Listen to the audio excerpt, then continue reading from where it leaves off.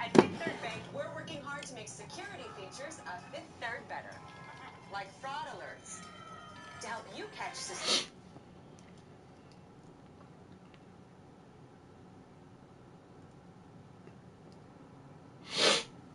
Connected to iPhone. This activity.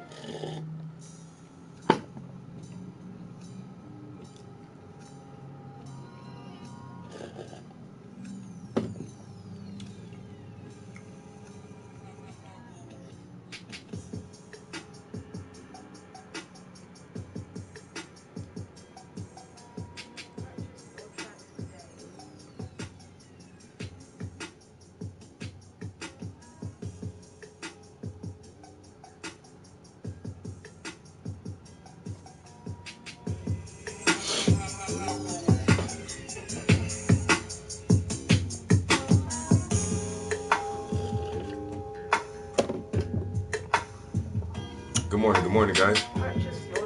Purchase your tracks today.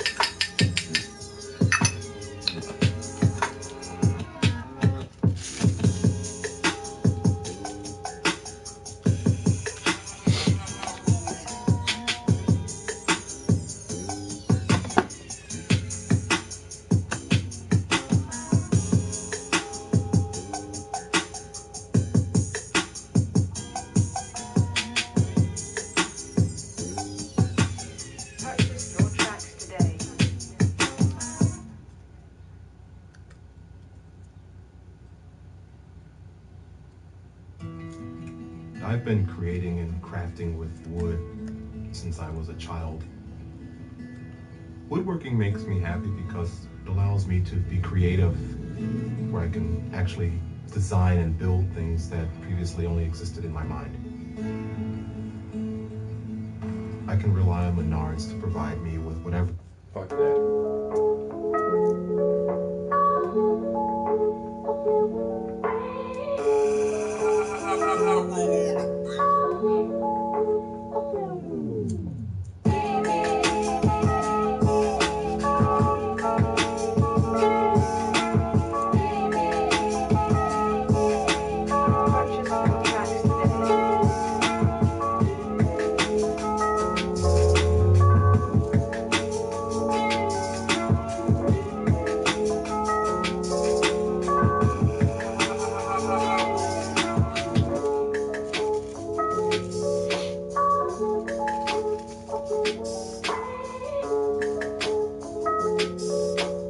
Purchase your tracks today.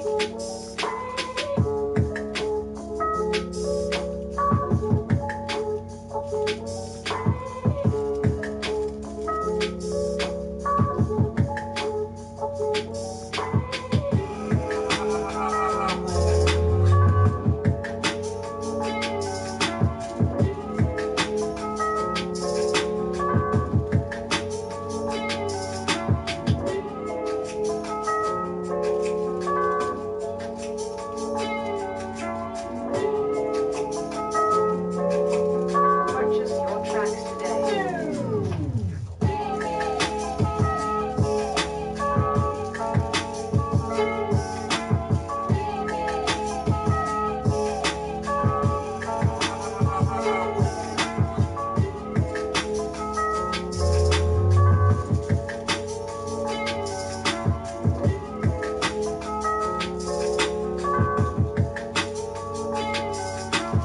Purchase your tracks today.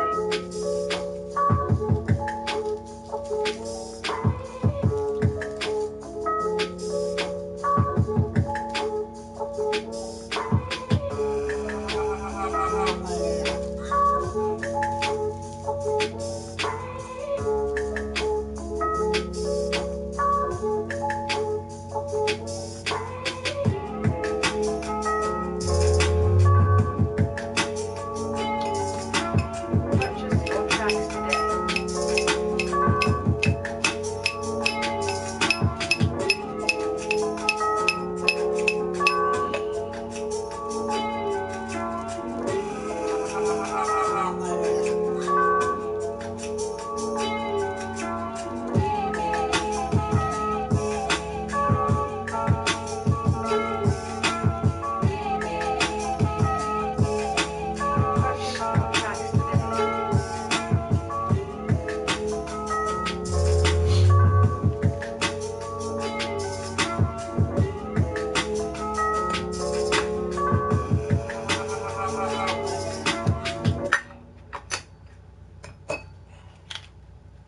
At Fifth Third Bank, we're working hard to make our ATMs a Fifth Third better.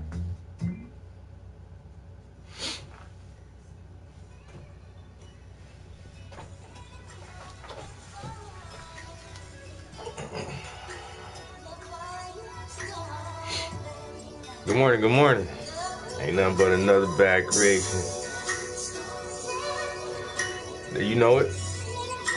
I'm always trying to exert my excellence.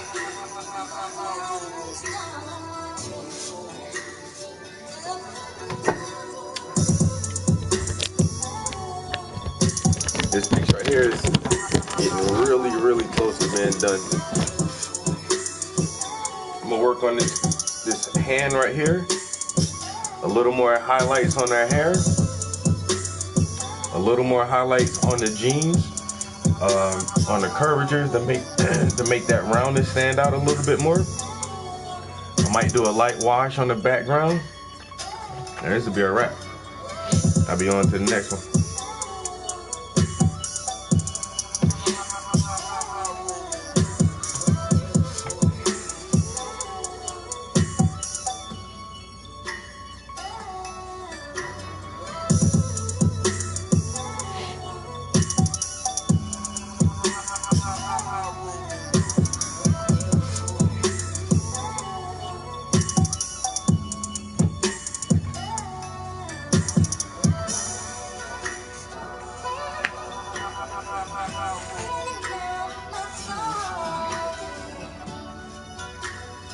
What the fuck? I just had that lighter.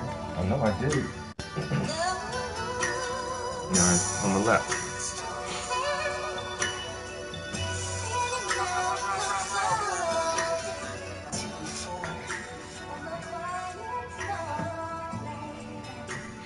I already got this one started. So I'll be in the I'll put another layer of paint on this one, and this one is getting close to done. But what I want to do is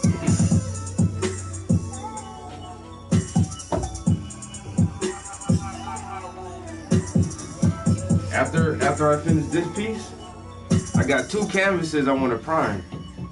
So I want to get some paint on this canvas. This has no paint on it at all. So get some paint on there. This canvas has no paint on it. So I'm gonna put some paint on this one. And once I get thanks yo. Once I get the first layer of paint on these 2 canvases right here, and then I'll finish this canvas. So alright, so this is the order I'm trying to go in. I'm gonna finish this canvas. I'll get these 2 canvases right here started. I'll finish this canvas. After I finish that canvas,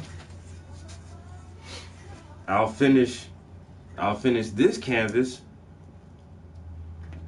and then I'll have these 2 to work on. And while I'm working on these 2, hopefully I'll be able to start like 2 or 3 more paintings. So I got a couple of projects. Let's see, 1, 2, 3, 4 more paintings lined up. I always try to keep like 4 or 5 paintings going. Sometimes I have 6 or 7 paintings going at a time. But I always want to have something ready. You know what I'm saying? Already drawn up, ready to go, ready to get some paint on it. I got, canvases in different phases. This has 3 layers of paint. This has 2 layers of paint. This canvas right here only has 1 layer of paint. These canvases have no paint. So I just try to keep it going in order like that, and make sure, always got a project that, at the beginning, middle, and the end.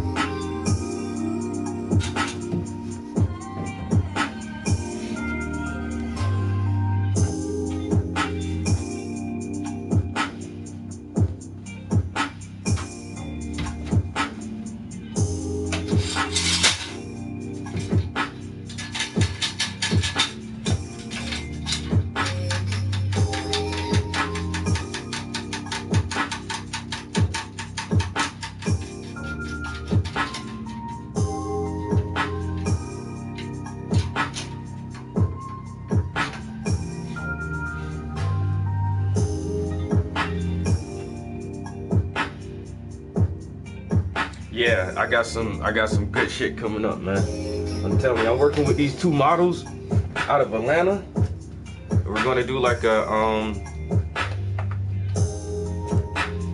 try to do like a series of photos and paintings together. And they got some dope ass shit, yo. And I love the images they're creating, and I just want to paint these motherfuckers, yo. So I stay on the lookout, yo. I got a lot of cool ass projects coming up.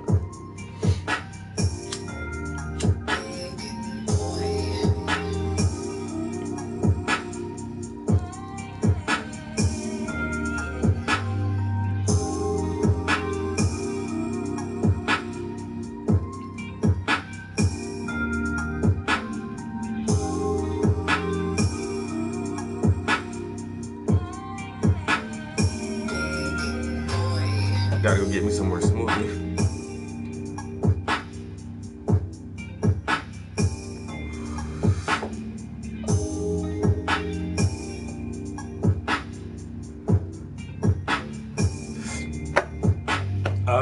Don't have anything at the galleries right now. My last gallery show was a couple weeks ago with that piece right there. It took home prize for best in show. So that was the last show I did. It was in last month in September.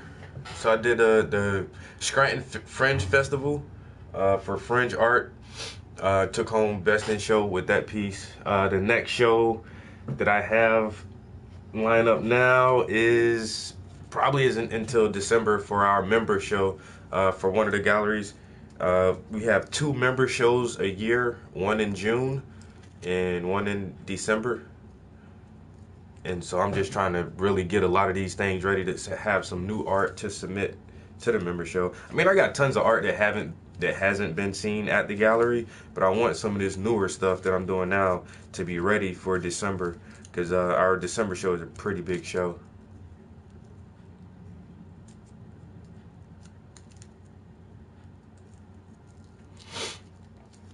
Yeah, for that last show I was in, I had 3 pieces in there, and then over the summer I was like 2 hours away in another town at a different little gallery. I had a show up there. So this year hasn't been bad, you know what I'm saying? I sold more commissions this year than my own art, and it goes like that sometimes. Some years I'll sell more of my own art and won't get a lot of commissions, but this year I've done like 10 commissions, you know what I'm saying? Like at least one a month.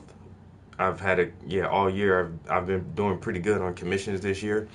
So it has its ups and downs, but doing so many commissions takes away from my time to produce my own art. And so I've been working on this painting for 3 months because I got tied up and sidetracked with, well, not sidetracked, but I just had obligations to get commissions finished before I finish my own material. And that's cool sometimes, but I'm actually, like I said, I'm kind of excited right now because I do have a show coming up in December. And so not having any commissions right now means I can just focus on my own stuff. You know, I'm not making money, but I am producing the art that I want to produce. And it sounds bad when I say that sometimes, but I don't know, like, I don't mind doing commissions when somebody says, hey, can you paint this for me? I'm like, hell yeah, that's awesome. Damn right I'll paint that for you. But it's like, it's a different kind of enjoyment that I get from just creating the images that I want to create. Because if someone gives me a commission, it's a picture of something that I probably wouldn't never paint it just by myself. Like, oh, I'm going to paint this. You know, it's not some things I would probably paint, but since somebody wants me to do it, of course I'm going to do it.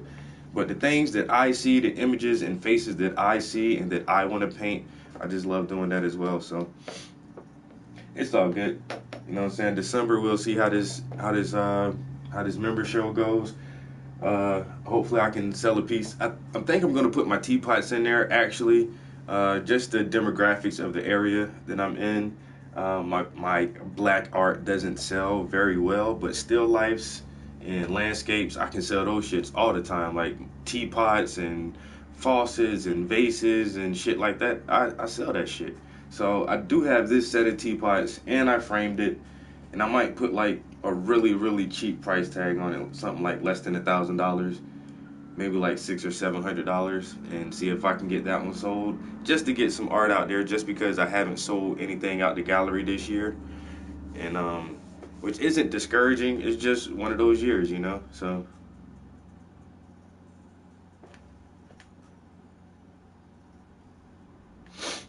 no, I still have that one. Yeah, the girl with the mask to the side holding the AR, I still have that piece. Yeah, like it's too much for some people, you know what I'm saying? To take off that mask of white supremacy and finally pick up arms, just the images and the concepts itself are just like too much for this area.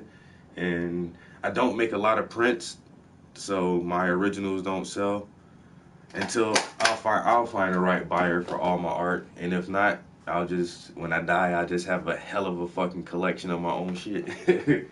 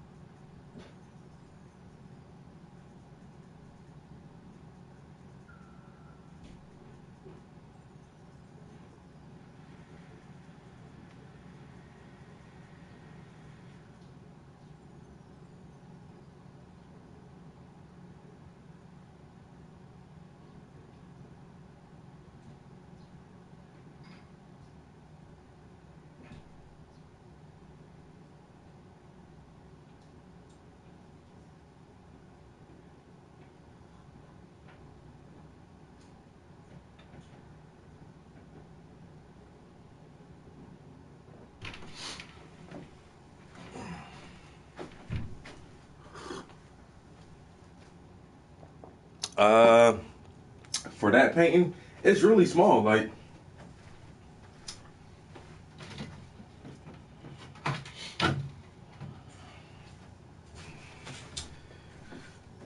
I'll ask for 600 for this. It's not even that big. Matter of fact, is there a price on it? No, I'll give it up for 500. Even with the frame. This is a good painting, yeah. And once again, it's my own concept, my own idea. I didn't take this from anybody. I know the models. I found the models myself and photographed everything myself. So it should actually be like an $1,100 painting. But I'll give it up for half price, even less than half price. $500. Anybody want it? 500. This is a good piece, and that's the photo shoot that I did that day. It was actually mother and daughter. So when you see grandma with the gun, it's actually that young lady's mom. And so I do like these two pieces, but yeah, this is mother and daughter. So this is Mom Dukes, like, nigga, I wish you would. Yeah, I believe in God, and yeah, I'm spiritual and I read that Bible. But this world stressed me out, and I smoke cigarettes. And if you come around my house, fucking around with that dumb shit, I'm gonna put a hole in your ass. I'm gonna put a holy hole in your ass. I'm gonna call the cops, and I'm gonna pray to God about it.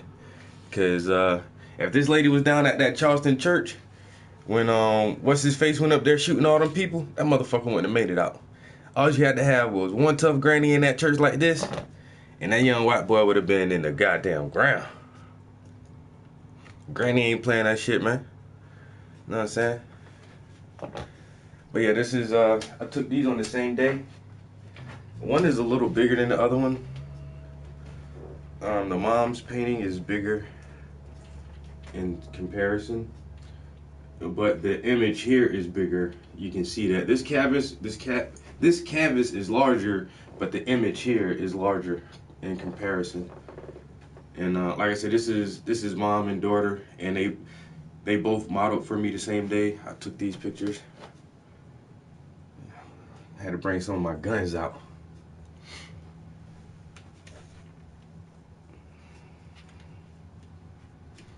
Yeah, but these are nicely framed. These are some really good frames too, not like some cheap ass shit. They're already wired, ready to go. All you gotta do is just hang this shit on your wall. Like, that's it. It's already framed, wired. All you do is put a little hook on the wall, put a little nail on the wall, boop, pop that shit up there. Travis Prince original.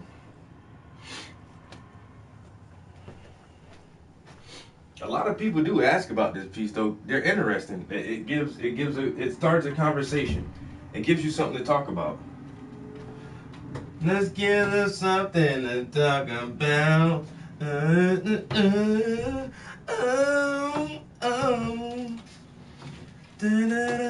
give them something to talk about. Let's talk about love.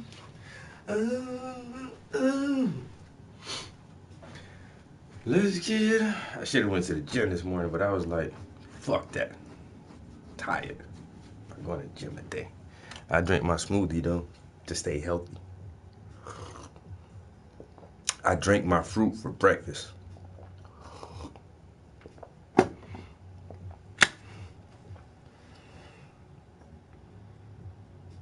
Alex Nugent? Am I saying that right? Nugent. Is that where are you from, Alex? What's that last name? Where's that last name from? Nugent. Appreciate the compliment about art, man. That's all I do, art and education, man. So you about to educate me now on the origin of your last name. Where does that last name come from? Most of them do. Some of them are just pretty. Honestly, sometimes I paint shit just for, aesthetic pleasures, just because the colors are nice or the lighting is nice or it looks pretty. And that helps me balance sometimes, because I don't want to go like driving myself insane always trying to figure out a way to put a subliminal or, you know, send this message or that message. If it comes organically and I have that, you know, that organic spark, like, oh, what if I do this?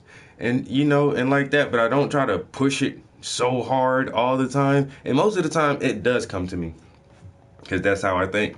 But sometimes I see pretty shit and just be like, that's pretty. I'm gonna paint it.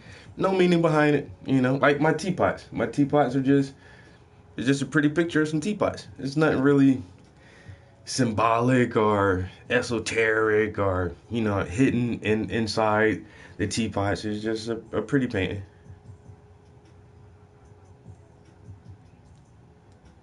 Okay, it's Vietnam. Vietnamese. Okay. But you live in Australia. An Asian in Australia. How's that working out for you?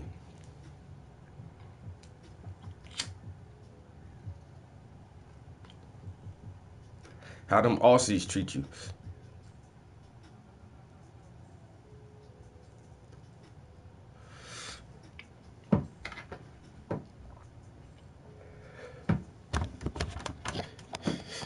I was gonna give a motherfucking challenge.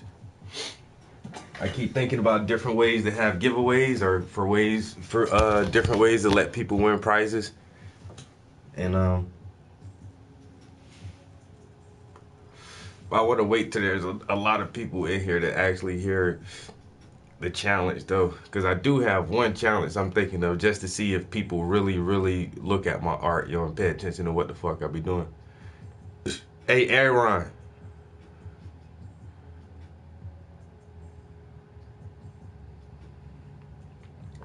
Hey, Aaron living in motherfucking Townsville in Queensland.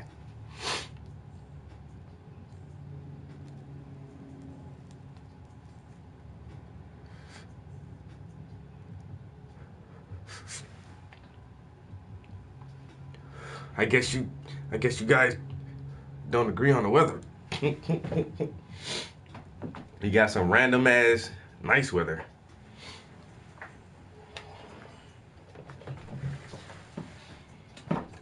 But yeah, there's definitely a giveaway I want to do. Damn, this shit tastes fruitier than my motherfucking fruit smoothie. Damn.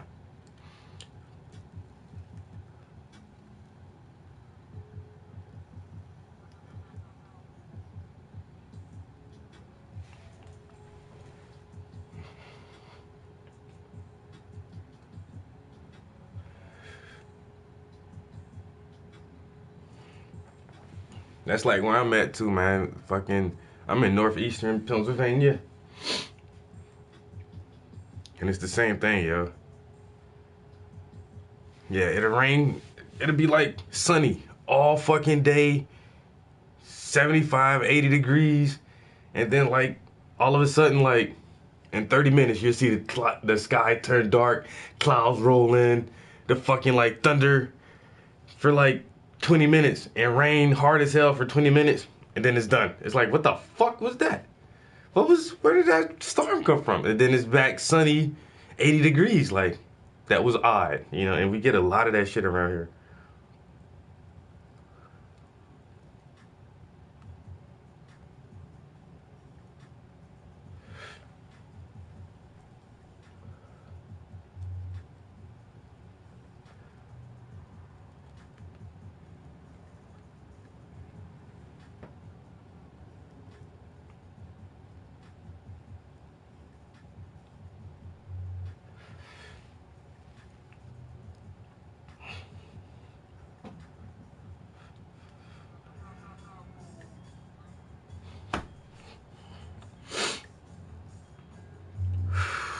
Whoa.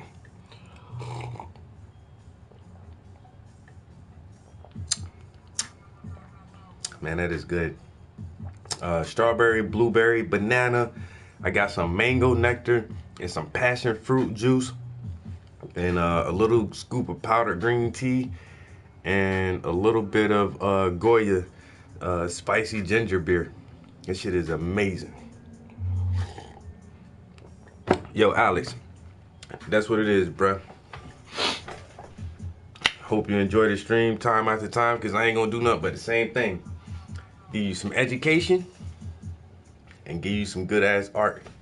That's all I do. Art and education, man. I'm gonna switch these paintings around soon. Every couple months I just try to change out the paintings in the studio. Let every one of them get their little chance to breathe, so they not all stuck in the stack somewhere. That's my niece. A painting I did of my niece a couple years ago.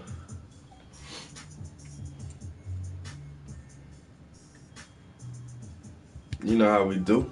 Art, education. Art and education. Self-portraits with some little poetry I wrote. You know what I'm saying? My little poems, because I'm a writer. I'm a reader, because, you know what I'm saying? I like reading books, man. You gotta keep them books. You know what I'm saying? Put them books in that art.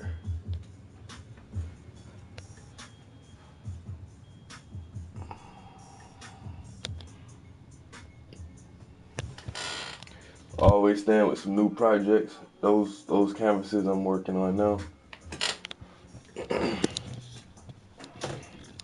That's that set of teapots I was talking about. Those teapots are hot, yo.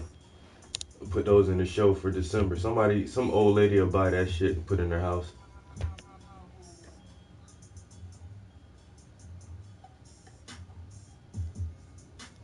Yeah, them teapots are sick, yo.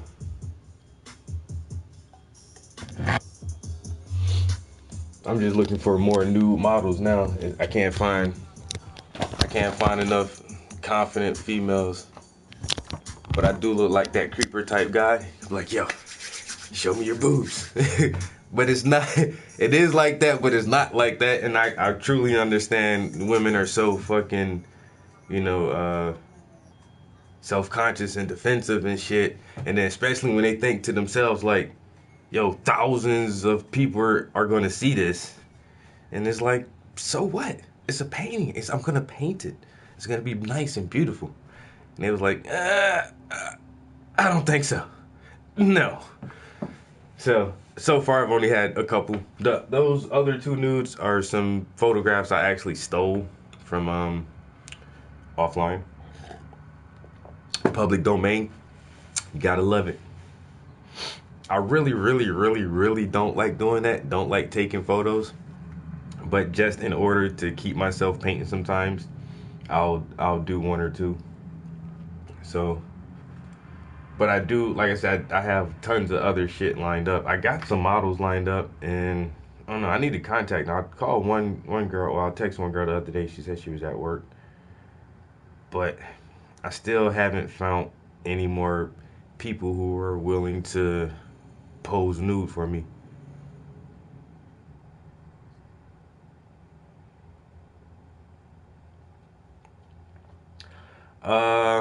Sure, you're gonna paint me like one of your little French women?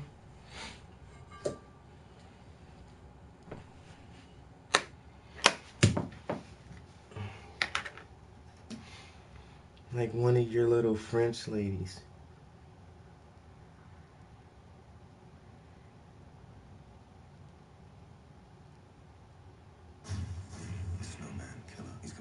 Titanic style.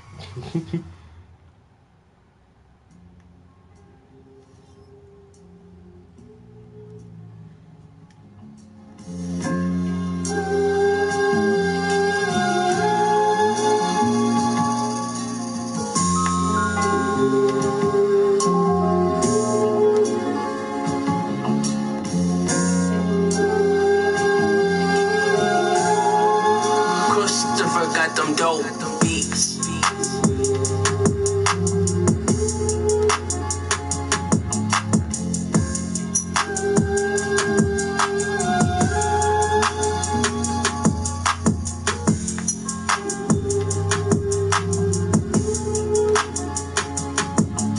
Oh, that's what I need to say to the girls. Let me draw you like Jack Drew Rose. Titanic. Christopher got them dope beats.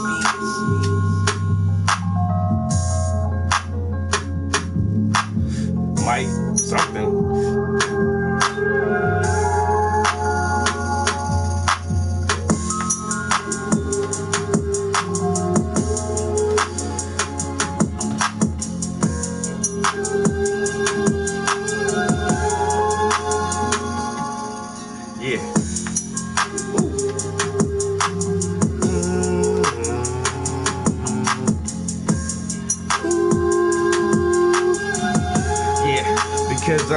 Man, look, I'm blowing on that salad and I'm sipping from my chalice. I'm in the studio chilling with Mike and Alex. You know we how, yeah, it's like a ballad. Man, you can't deny it. Really, you can't handle it. Ooh, I get too hot. Man, the flames be heating. I stay up on this movement and I stay always greeting everybody in the stream that I be meeting everywhere across the world. Australia and the, and the girls.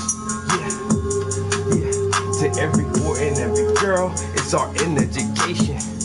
Yeah, we came from Trap House Entertainment, ain't no more complaining.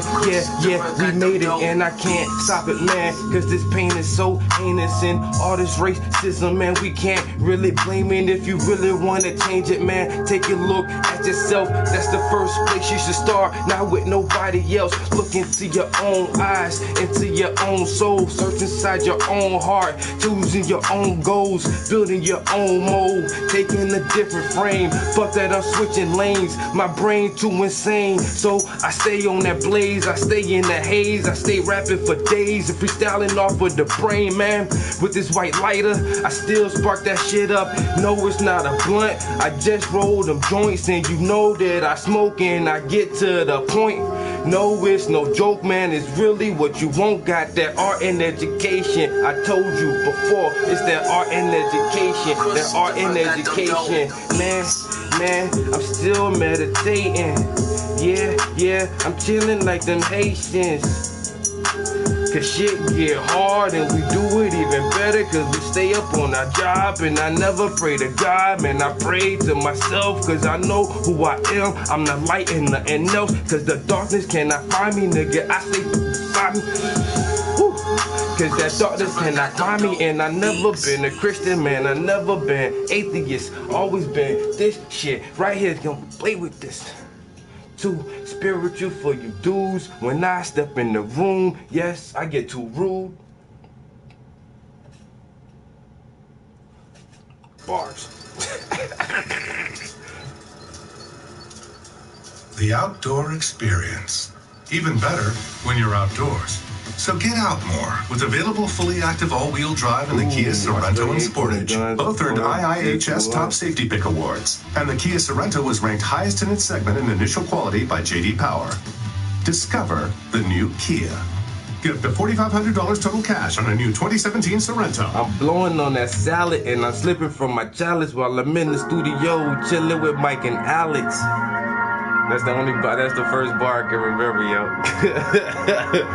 In the studio chilling with Mike and Alex.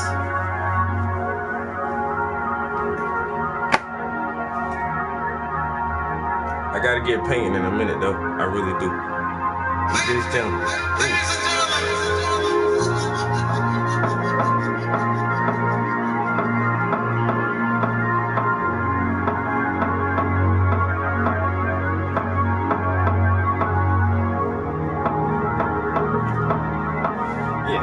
Cause I started from the top and I'm never gonna stop. Cause it's really from my heart. If you really wanna part, put it back together. Cause this is like puzzles and I got my own set. If you got 1,000 pieces, man, you gotta get respect. And the picture's worth 1,000 words. I paint it like a portrait, man. Here, read this book, man. I'm really in the author. Cause I wrote that shit down straight from my talent. And you can never do it cause I do it with no talent. And I'm jumping all these hurdles, man. I'm never getting polished. Man, yo, you can't get by it, and I dare you cross this line, cause I told you it before, cause I grew it in the sand, and that's a metaphor for anybody who wanna test the matador, cause I'm at your door with that 4-4, got that snub-nosed bulldogs in the shot, shot off, shot it with a hand, woo. I lost it, bring it back quick, never been a pimp, but I never been a slack bitch. Always stayed on that block. I chopped at that rock and I served it to the fiends and I ran from them cops. Man, you know what I mean. And I got my grinder breaking down all that green and I stay rolling it up. Man, I gotta smoke again. Yo, put it in the wind and that's my only friend. And I feel like Kid Cudi sometimes. It's just that Cudi like, fuck that nigga. I don't have nobody wife. Yeah, cause I'm a solo man. I be dolo man. Hope you understand that I'm in this lab. Got no pen and pad. I just got myself Yeah, that's that math, and I stay adding, never subtract. I try to build my shit, man. I stay on my back, yeah. I stay with my front facing the sun. If you want, I can give you all this shit right in one punch, yeah. One punch, man. Look at this portrait. It's so beautiful, and I am the one punch, man. Look at this portrait. It's so beautiful. Woo. Yeah, one punch, man. Look at this portrait. A picture's worth 1,000 words. A picture's worth 1,000 words. I keep on moving. That's like 1,000 birds. More motivation for my viewers. Listen, listen, listen how we do it. Yeah, I'm not the teacher, I'm the tutor. I hope you get the message like a ruler. I'm the #1 kid and I'm back again. Never slacking in, cause I'm maxing in. Woo. I'm maxing in, yeah. I'm done for a minute, guys. These beats are nice though. And I burnt the whole doobie. I just burnt the whole doobie. Now my brain's so cloudy and I'm still feeling groovy. Man, I just burnt the whole doobie and my brain real cloudy, but I'm still feeling, and I'm still feeling groovy. Yeah, man, you really, really move me. Take a minute, sip off my smoothie. Yeah, and then it's back on the beat, back to my feet. Yeah, this another treat. Every time you hear me speak, man, I never will.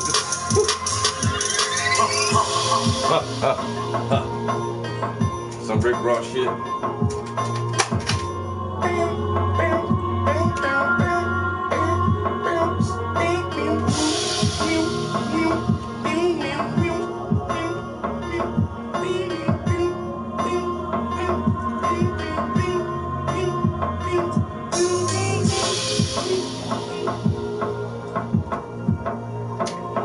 Soulful. I told you, man, I got that soul food that will console you, and then I scold fools. I got that soul food that will console you, and then I scold fools. That soul food, I got that soul food. It will console you, and then I scold fools for breaking old, and then I scold fools for breaking old rules. I got that soul food, it will console you, and then I scold fools for breaking old rules. See, man, that's if I be writing. Oh boy, I get too crazy if I write.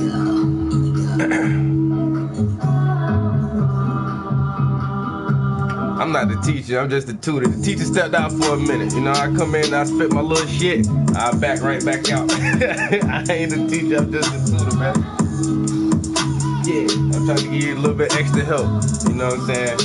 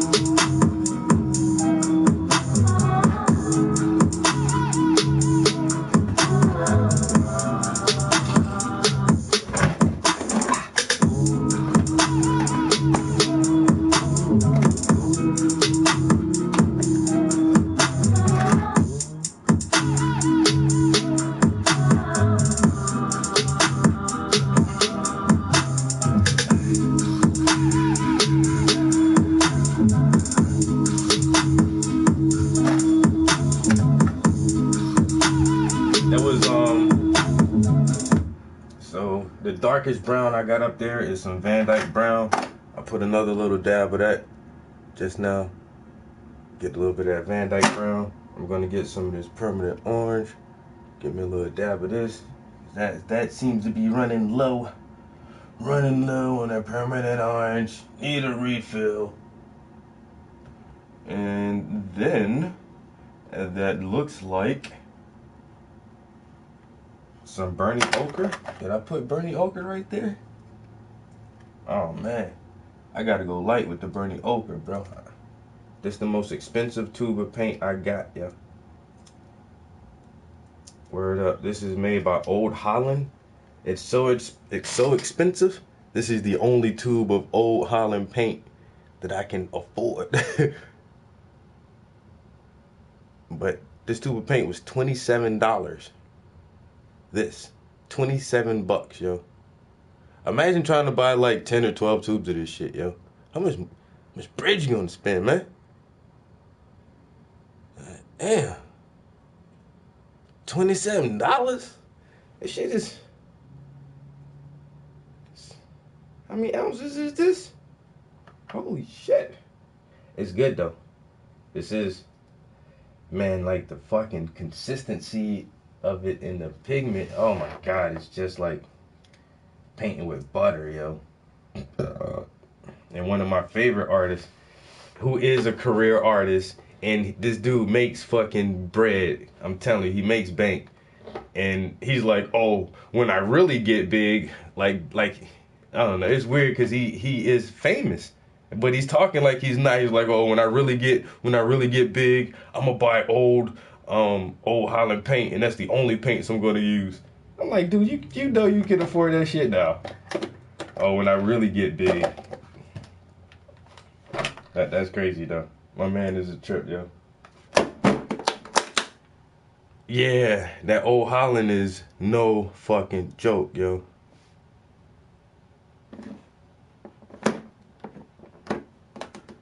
I got a green tree frog at my window. I'm blowing out. What up, Froggy? You seen Kerwin around here lately? What y'all been up to? Frog is chilling. It's a nice day. But yeah, so the same artist who said he would like to use only Old Holland, I asked him, I said, so, because I met him in person. I said, so what paints do you use? Let me see what the fuck you working with. He's like, I use Gambling. I only paint with Gambling. And that's when he says like, but when I really get big, I'm gonna just use all Old Holland. So I never knew about either one of them. So he in one conversation, you know, this career artist then put me up on two different brands on two different levels of paint. You know, just by having a regular art conversation and asking simple questions. And so seeing his art and the level of color and consistency that his paintings have, I was like, fuck that. If he used Gambling, I'm going to start using Gambling. And so I switched all my paints and I brought nothing but all Gambling. And these are like $16, $18 a tube, $19 a tube for some of them. Yeah, but like I said, that old Holland, you're gonna spend $10, $15 more for this. So if this tube of paint is $29, like I'm saying, you're gonna spend like, if this is like $19, you're spend like $29 for this shit. It's crazy, yeah.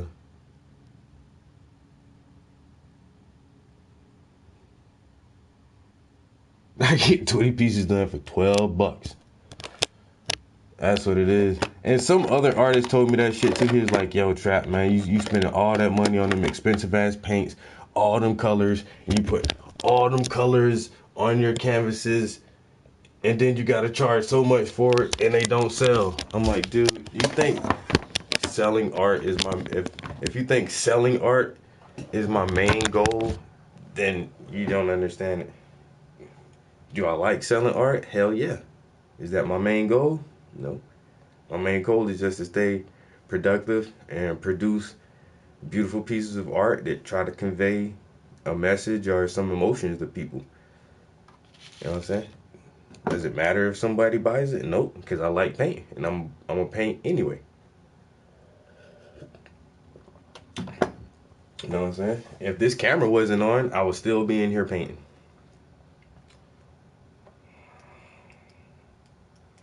Oh, but you don't sell a lot of art. You waste so much money on it.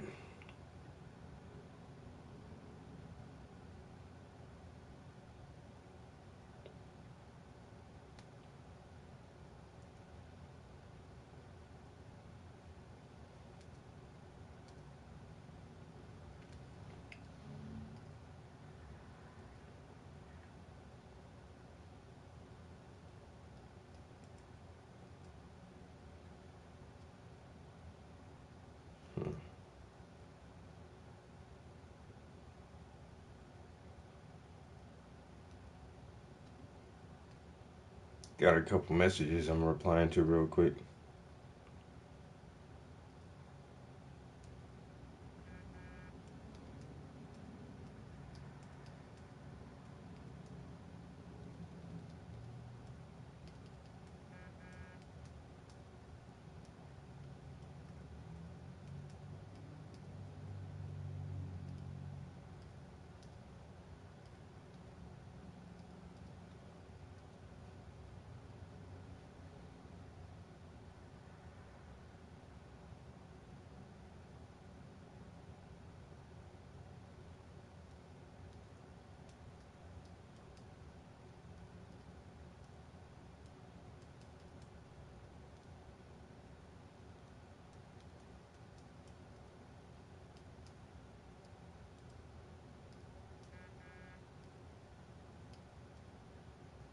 Oh my God.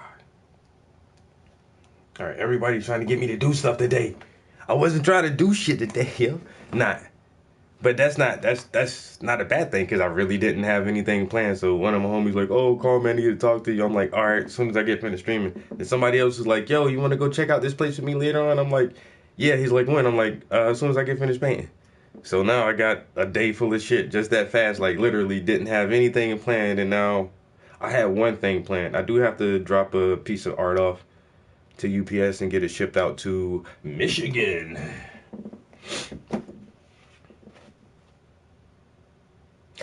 My music is my main thing. I just love art. That's what's up, bro. Look back and tell your story to the next artist starting out. Yo, yeah, definitely.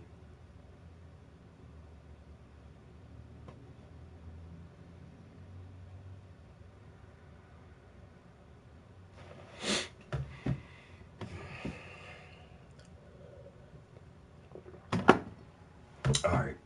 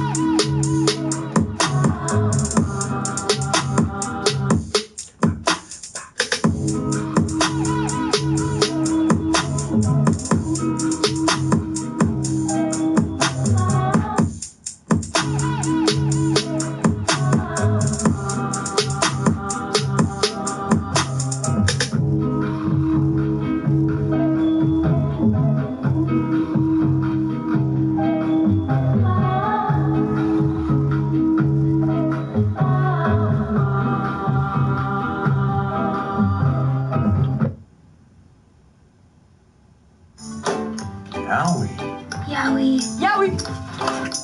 Yowie. Yowie! Yowie. The chocolate treat with a surprise.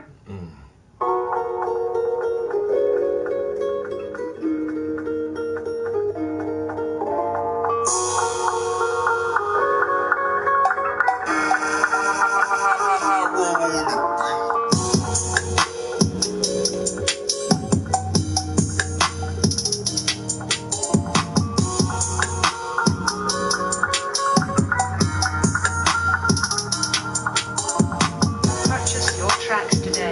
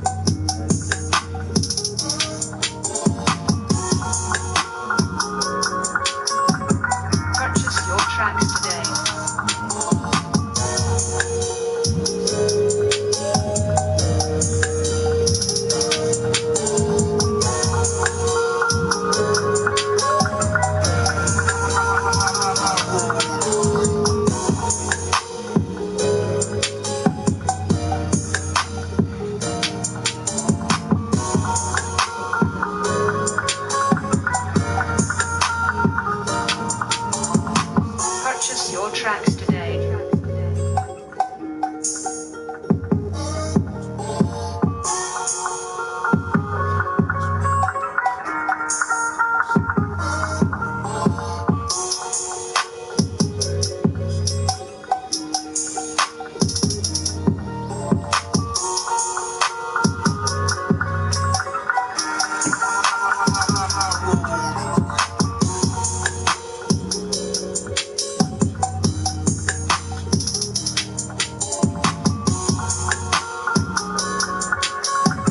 Purchase your tracks today.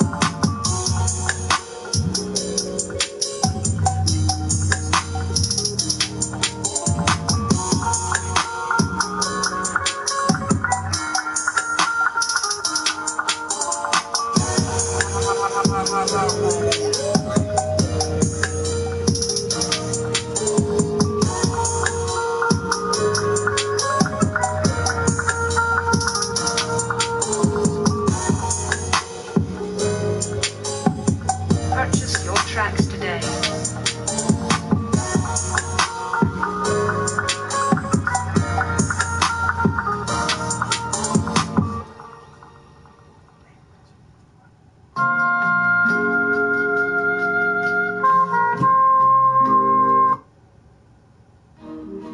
GM employee program participants with a current GMC lease can get this low mileage lease on this specially equipped 2017 GMC Sierra SLE for $238 per month, Yo, zero Mike, down, that's what it is, and bro. $238 due at signing.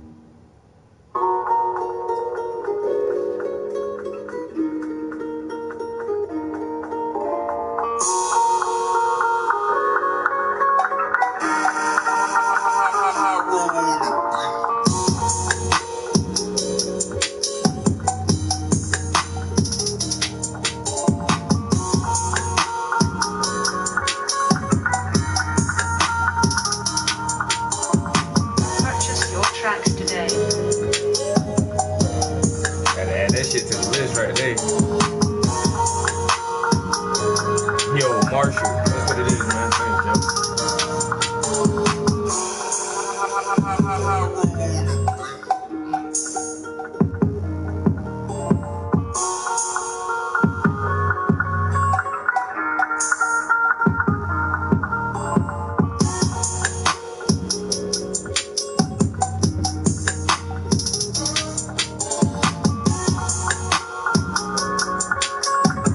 Purchase your tracks today.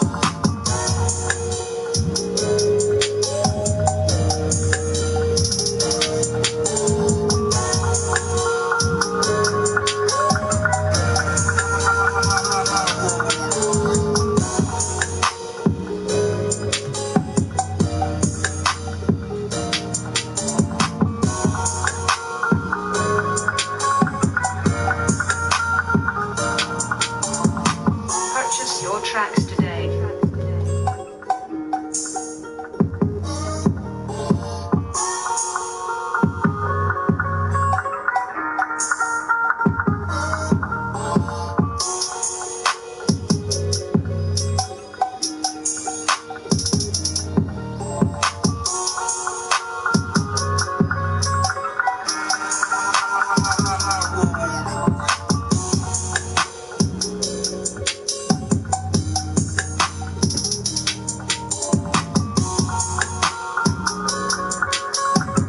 Purchase your tracks today.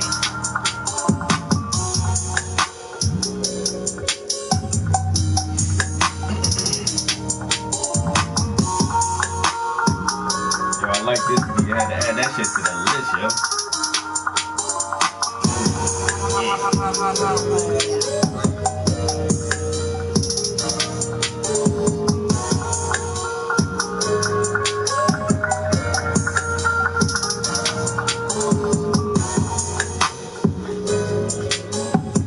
Purchase your tracks today.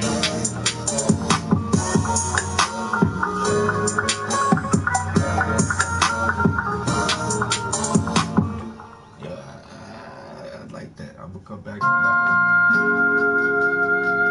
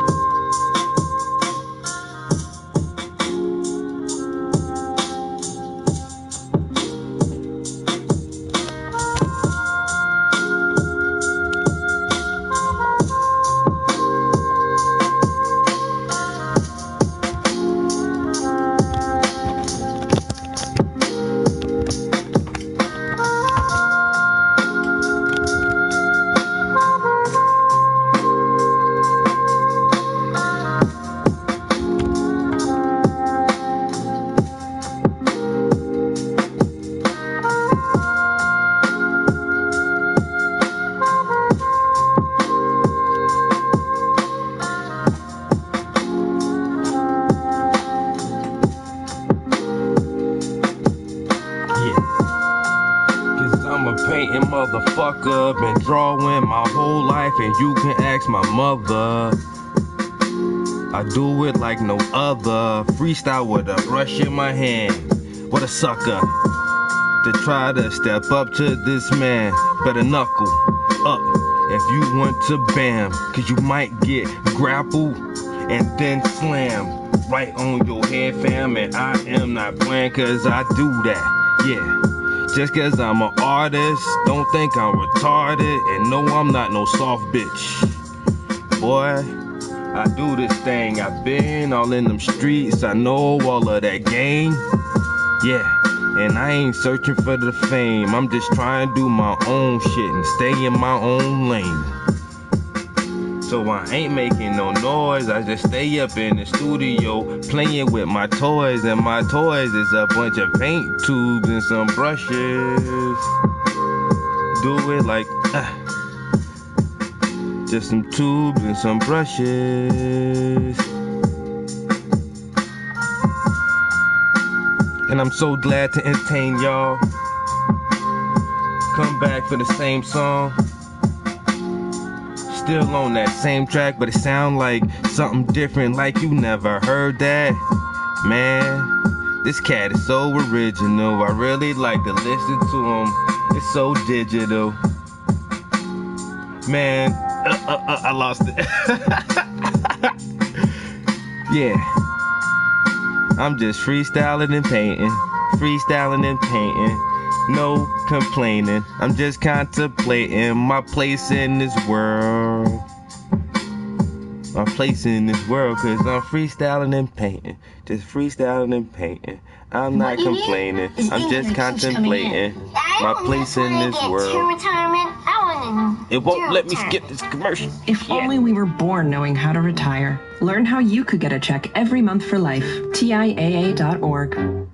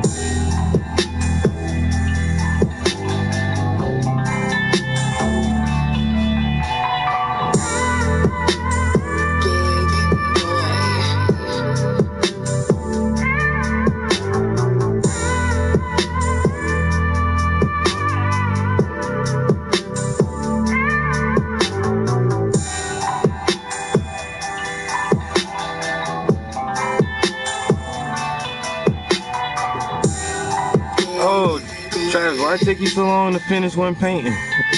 I don't know. I don't know why it takes me so long to finish one painting. Maybe because I work on one finger for like 20 minutes.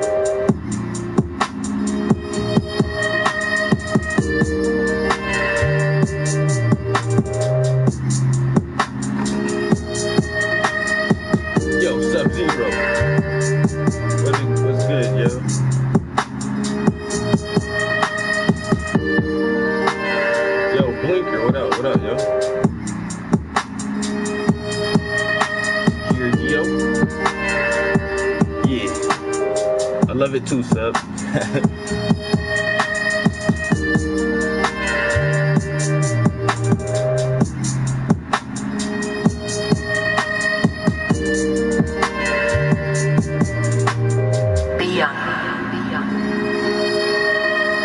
You've been working on that painting for a long time.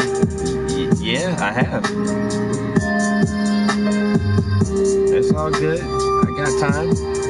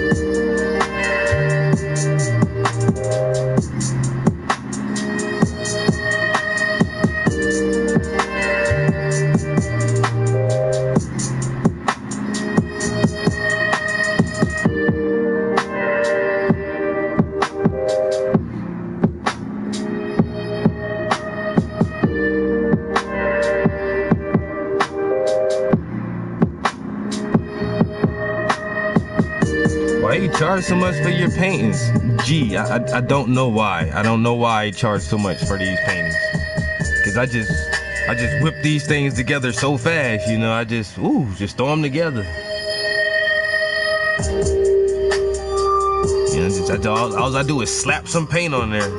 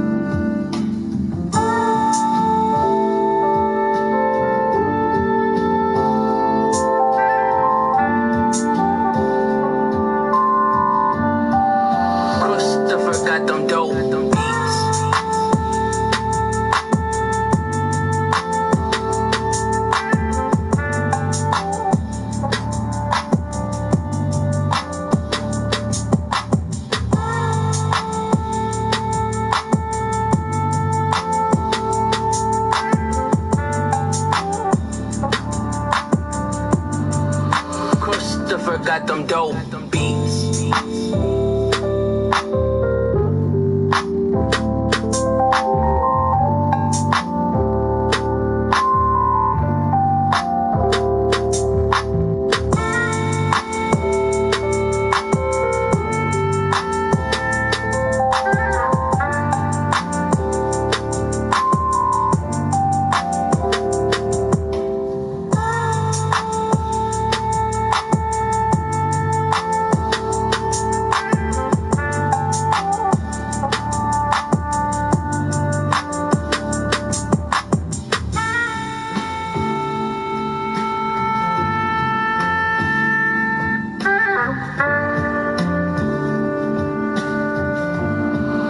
Christopher got them dope beats.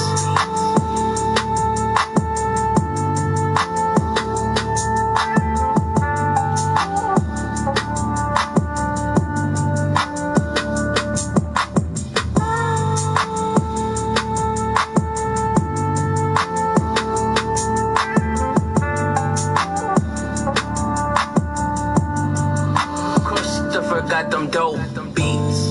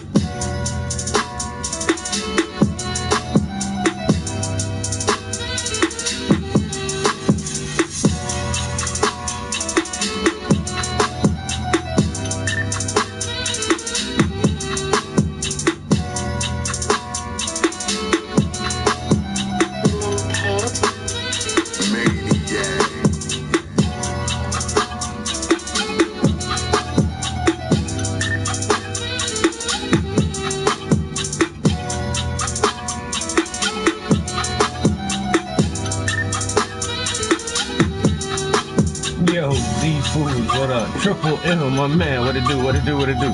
Yo, my book is awesome. Yo, I love that shit, yeah. And it's signed, yo, I'm telling you, bruh.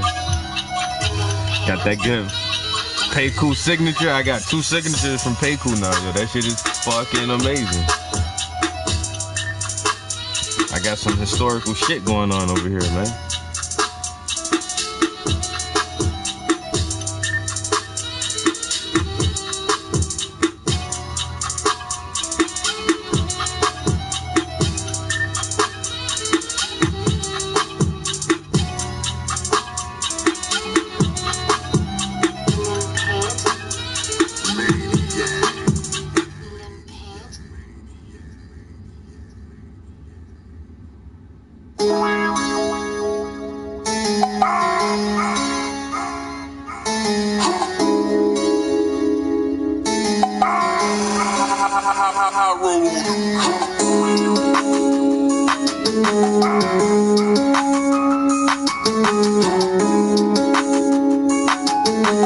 Purchase your tracks today.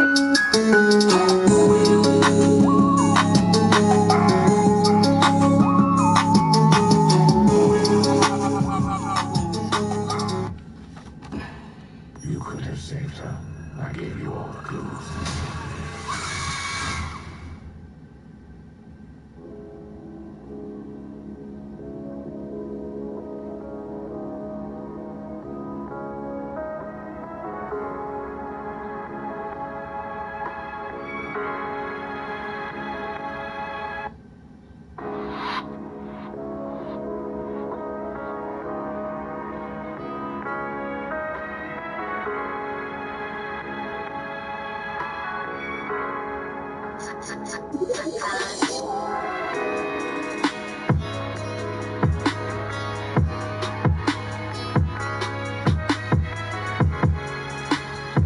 Oh shit, I'm confusing myself. I'm losing my fucking shadow line.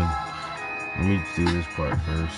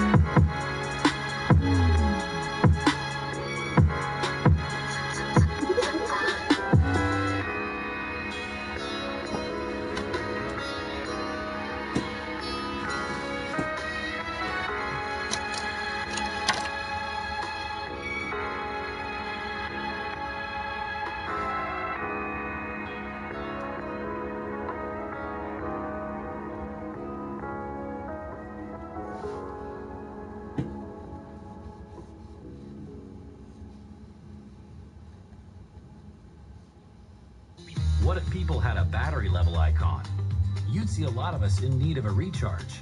Thankfully, there's 5-hour energy. Just one shot. Thankfully, I don't have to listen to this fucking nonsense.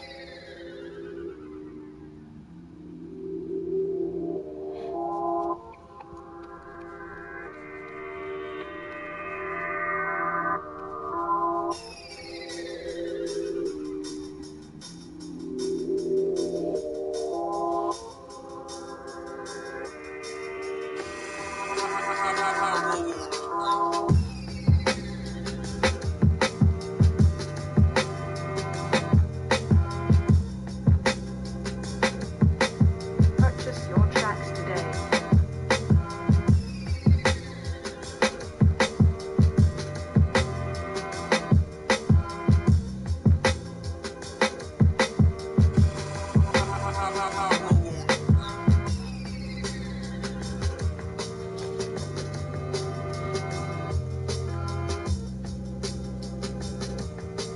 Purchase your tracks today.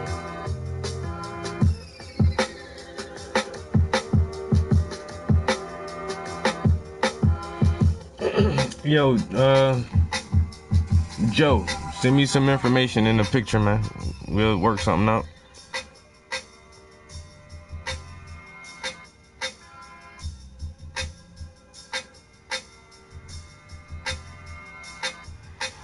Purchase your tracks today.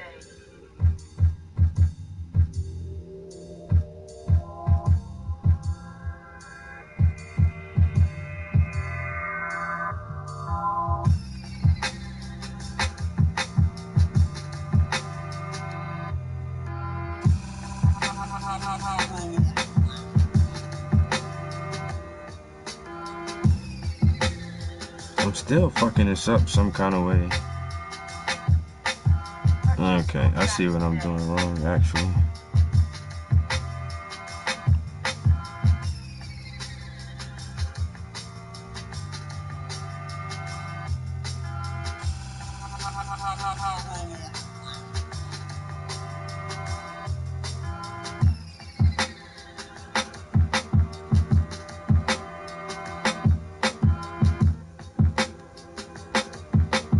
Purchase your tracks today.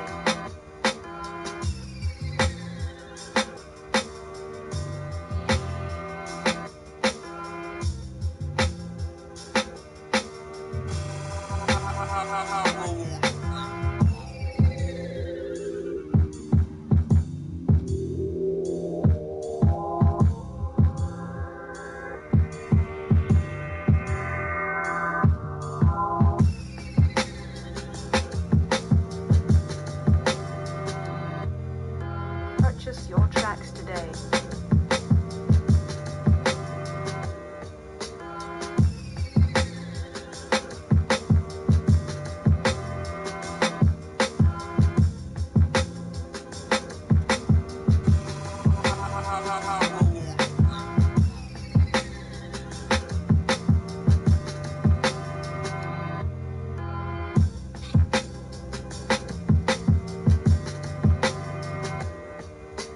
Purchase your tracks today.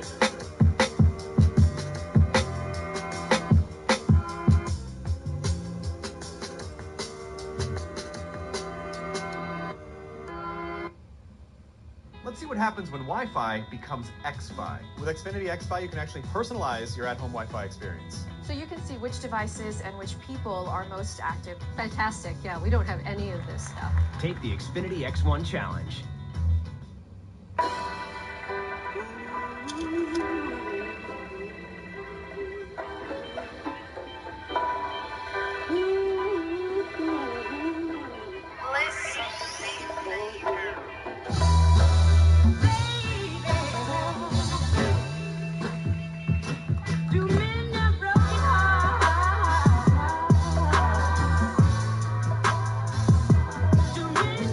Heart, baby.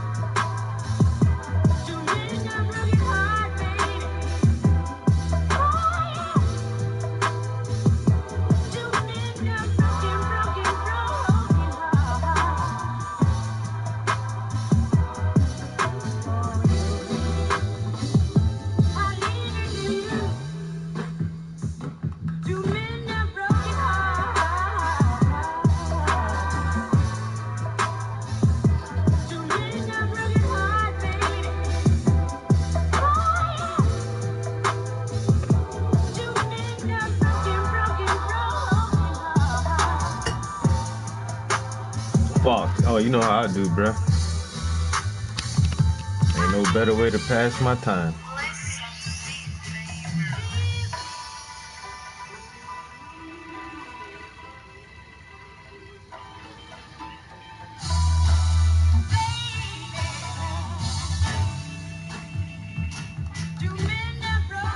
We in the home stretch with this one right here.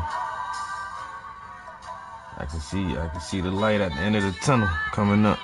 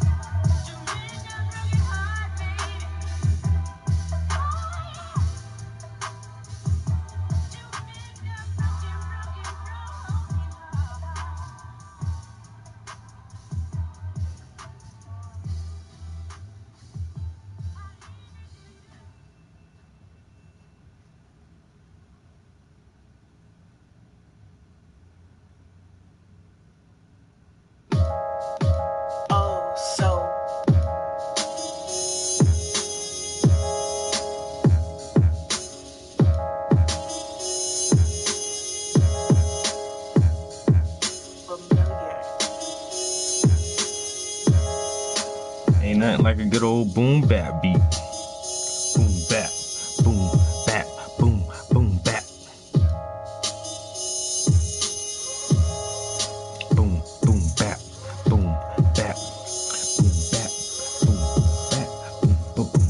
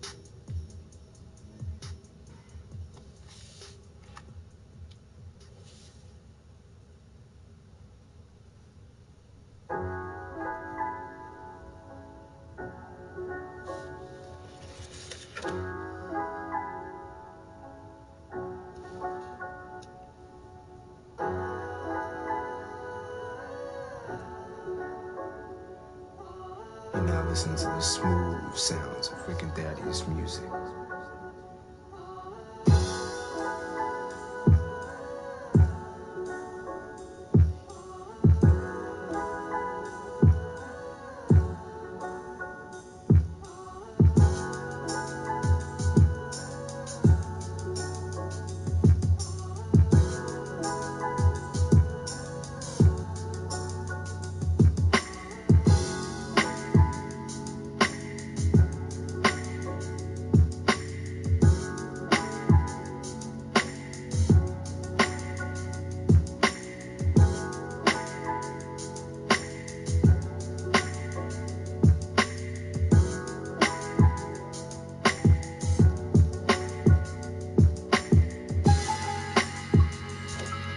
Yo, MB, what's up, yo?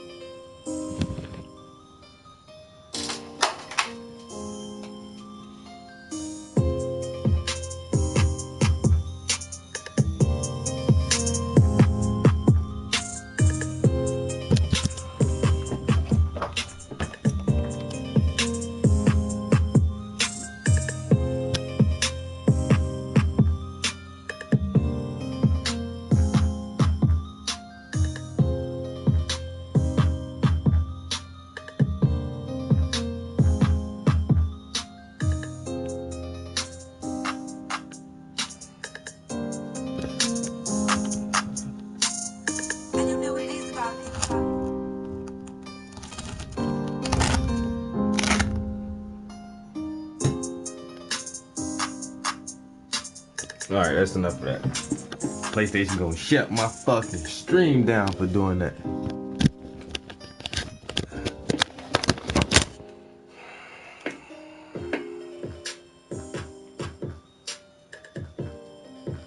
Don't shut me down, PlayStation. I was just joshing. I was just playing around. I ain't gonna show the nips no more.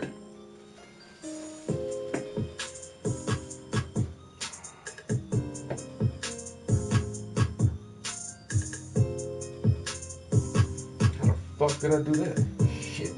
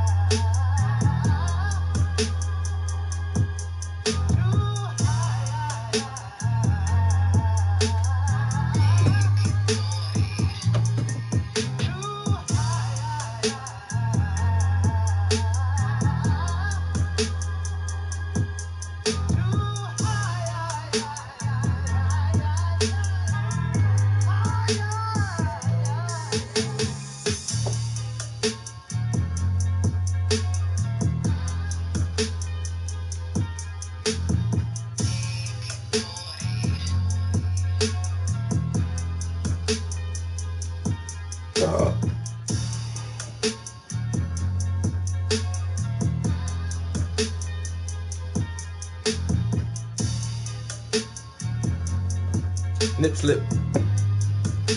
Yo, Miss Cali baby, nothing but a G. Dang. What up? What up? What up? What up? What up? What up? Hey guys, I'm gonna take a bathroom break real quick.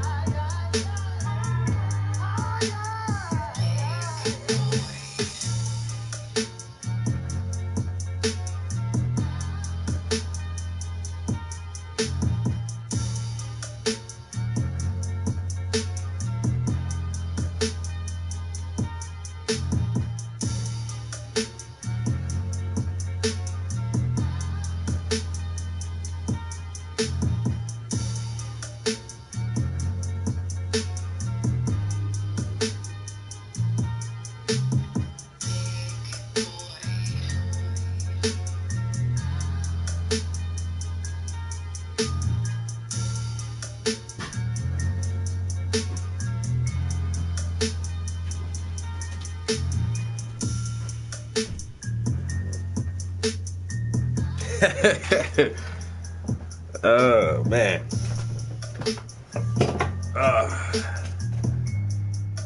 So all of her skin is done. Most of her hair is done. I was really just trying to work on those shadows that her hair is casting to get those shadows to look right. A little bit more highlights in the hair. I think I'm gonna play with that for a little while because the hair is basically the same colors as the skin tone I've been using. After I get that hair done, I'll put some blues on my palette and get some more details on her jeans. And like I said, this painting is really, really close to being done. I'll finish it today or tomorrow probably.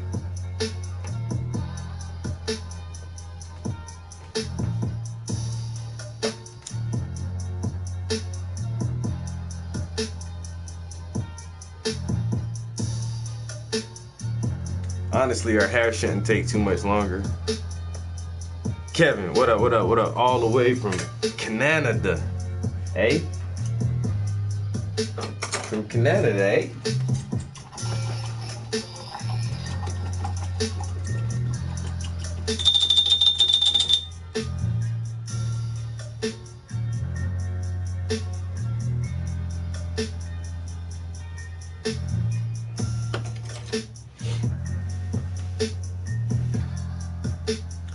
She's a friend of mine.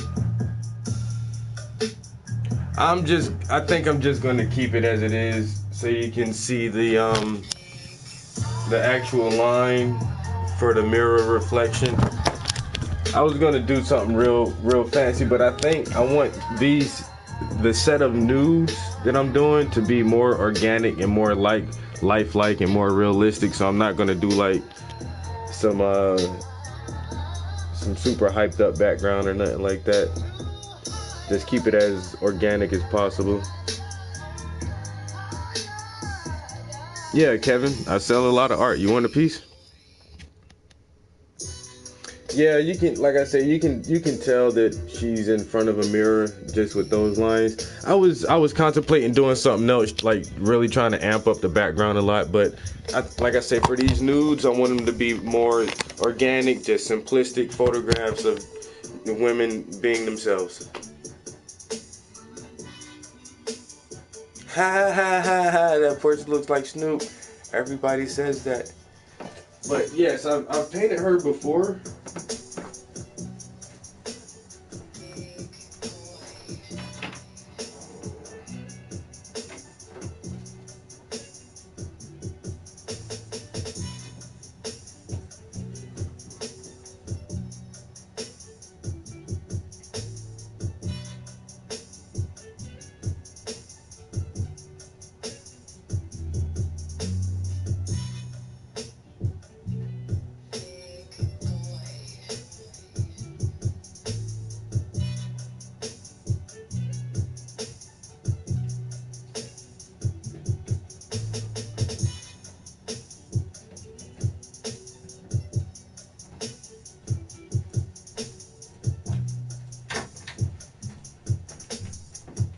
So this is the same girl.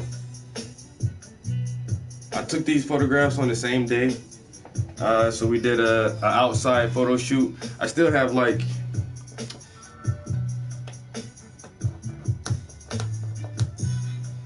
is that chipping away or is that something on there? Yeah, I got like 6 or 7 different kind of shots from outside. I had her holding the guns, pointing them at the camera in different poses with the guns. And then I just decided to go with this piece. And this piece is, like I said, I've had these pictures for a while. This piece is a few years old now.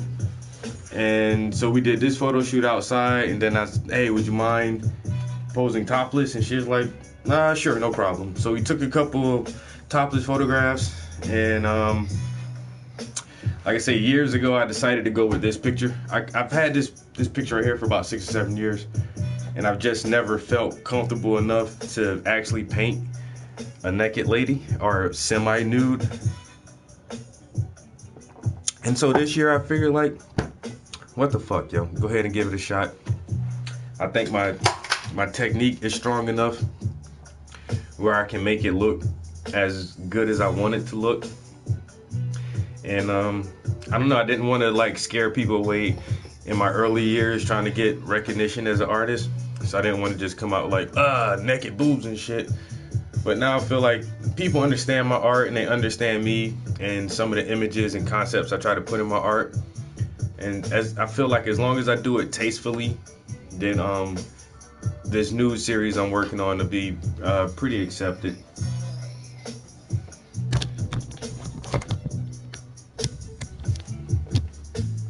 Yeah, but like I said, this is the same young lady. Took these photographs the same day. If you look close, the book she's reading says 9/11 was an inside job. 9/11 was an inside job. That's like some little shit I used to throw in my art a lot. I still do it a lot, you know, just I'll throw that shit in there, yo. 911 was an inside job. If you look through my catalog of paintings, you'll see that shit in a lot of them. But you gotta look close like that. Like, looking at this painting like this, you can't really see that. Nobody's gonna pay that shit no attention. You gotta really get up on that shit. Be like, oh, that shit do say something.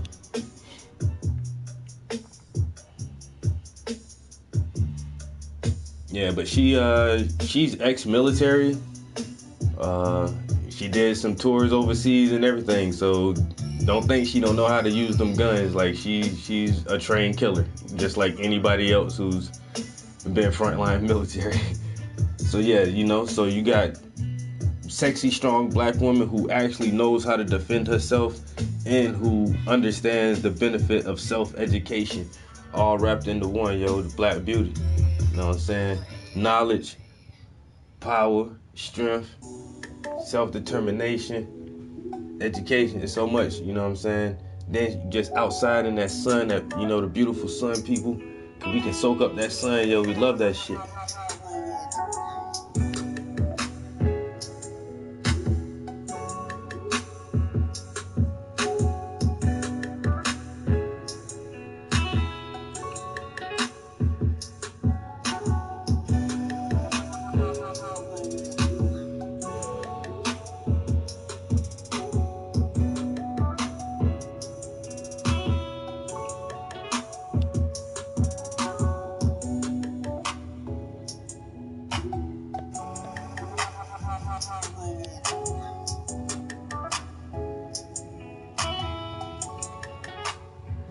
You already know.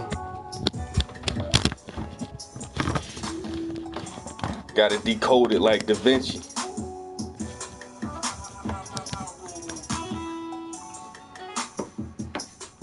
I'm telling you, that shit in a lot of my paintings, yo.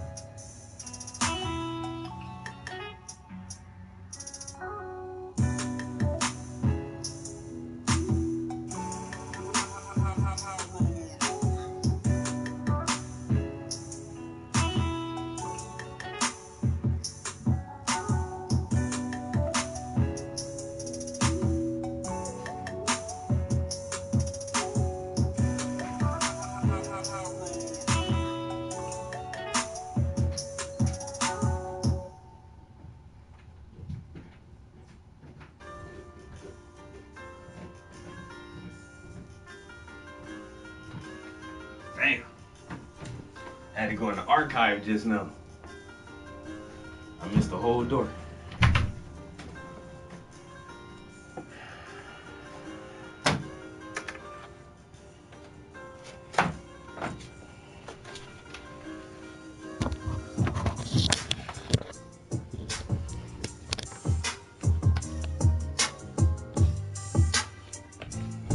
Old technology, new technology.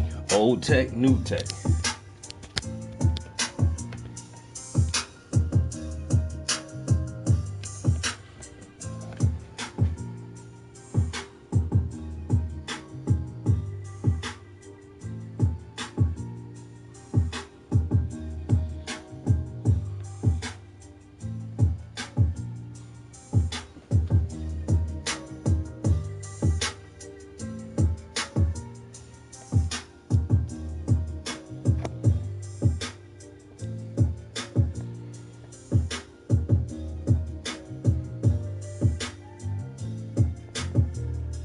See that?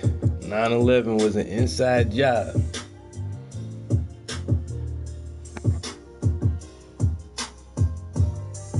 You gotta look close though.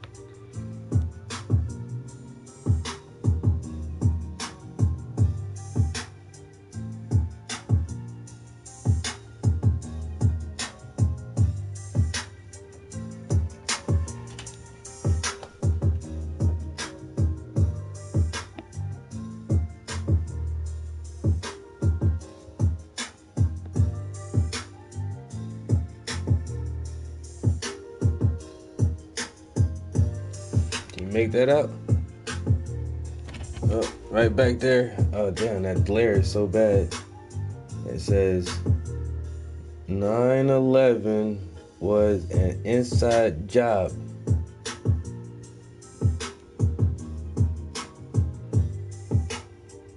"9/11 was an inside job."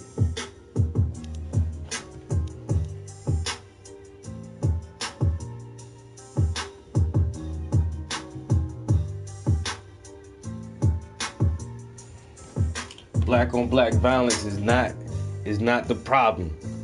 Blacks in America is not the biggest threat to this country. White people don't need to fear black people. Y'all don't need to fear the Bloods and the Crips. Y'all need to fear motherfuckers who are able to pull off some shit like this. That's where the real demons lie. That's where the real devils lie. The motherfuckers who do shit like that on a global scale, and you worried about this shit right here. They make you fear this. They make you think this is the real fucking problem. And they only show you this right here. But you can't see the big fucking picture though. They're not gonna show you the big picture. They're not gonna show you the real fucking criminals. The real people you should fear. The real violent people that you should really fear. Oh, they'll never tell you that.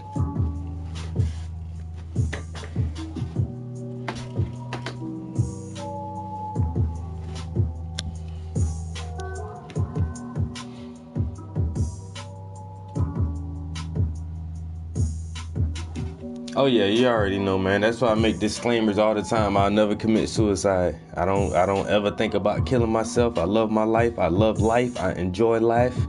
My life is good. I would never end it myself.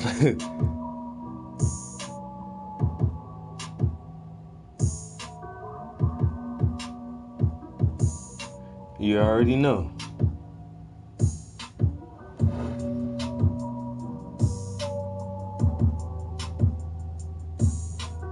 Digital Bullet, you know what time it is.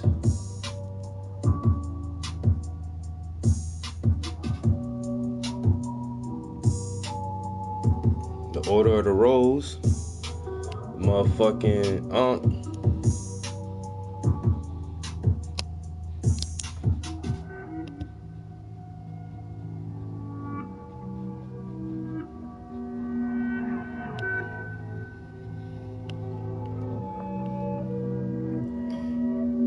If you took the time to read this sign, your eye for detail is truly sublime.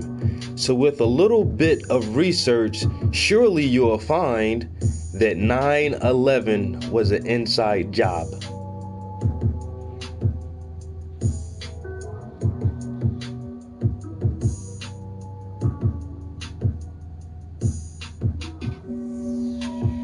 "9/11 was an inside job." But nobody won't take the time to read the sign because they don't have that eye for detail. So when your local media and your local news, your mainstream news tell you shit, You'll just believe it because you ain't gonna take the time to read in between the lines, to read the detailed parts of it. And not listen to what they saying, but to listen to what they not saying. You know what I'm saying? That's the hardest part, to hear what a motherfucker not telling you. Cause they gonna tell you half a truth. They gonna tell you a bunch of lies and some half truths. So you gotta figure out what they not saying. This was a good piece. This shit old as hell though. Had to dig some of my 9/11 shit out the archives. I used to throw that shit in my paintings a lot. Like I said, I still do. You'll catch it in there. You just gotta look for it. Anytime you see some writing or some words, you better look close. Like, yo, what the fuck that shit say? That's trap. I know that motherfucker didn't put that 9/11 shit in there again.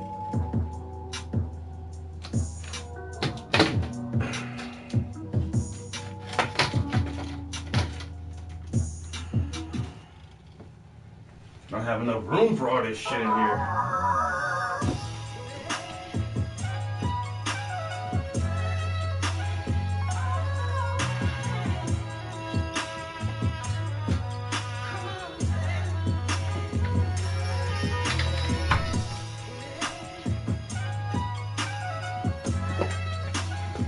The forefathers were an inside job. You damn right. No terrorists to the British Crown. It's founded on, the country was founded by terrorism and traitors.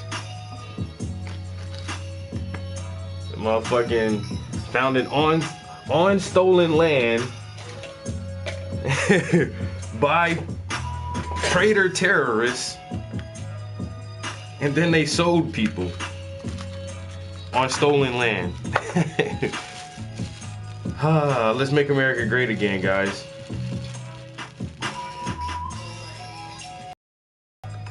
Colonialism, colonization. Man, motherfuckers did a major number on this world, yo, in the past couple thousand years. It's crazy. It has to be admired to a certain extent, though. Like, what they have accomplished is fucking ridiculous.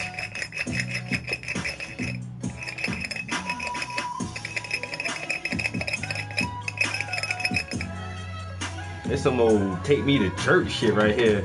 Lord Jesus, my Savior. Jesus, Jesus. Oh, come brainwash me.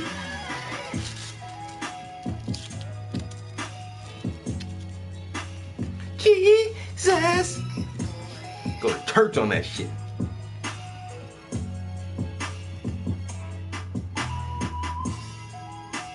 One bar at a time. Cheers.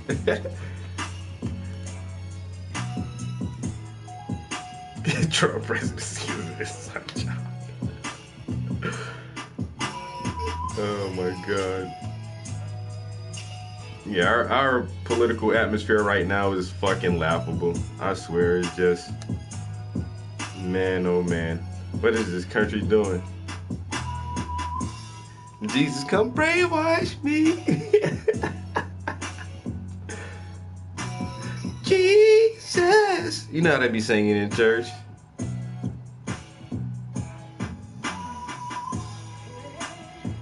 Yeah. Oh, Jesus.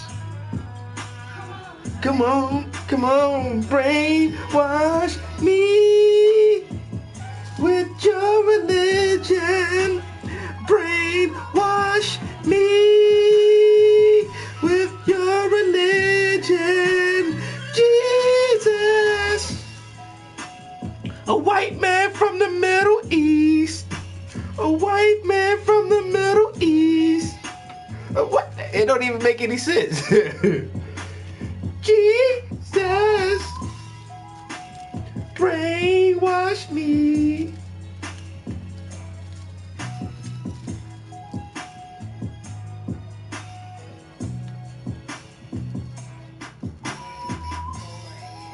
with your religion. Brainwash me with your religion. Damn, I should have been a singer, yo. Y'all think I can be a singer? That shit don't sound too bad. Man, all I gotta do is get in the booth with some auto-tune, man, some reverb on that shit, man, stack myself a little bit. You know what I'm saying? Do it like Lil Wayne used to do it. Brainwash me, Jesus, come brainwash me. Come on, Jesus, come on. Give me that good old slave time religion. Me and the slave master praying to the same God? That makes perfect sense to me. Come on, Jesus, I love it. Yeah, yeah. Now, Mrs. Wong, let me ask you a question. Damn, that's a booty. Oh, it does.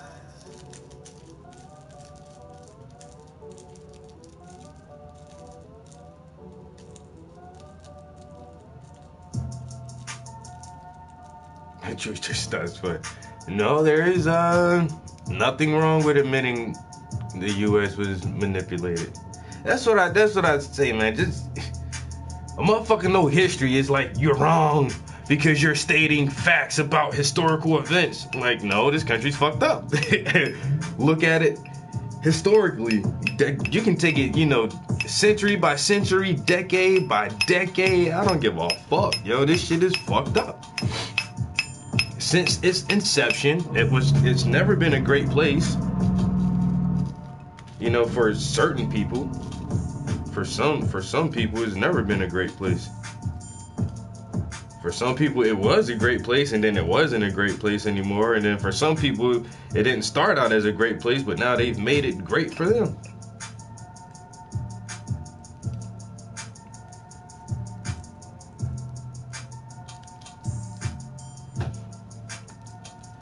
History is amazing.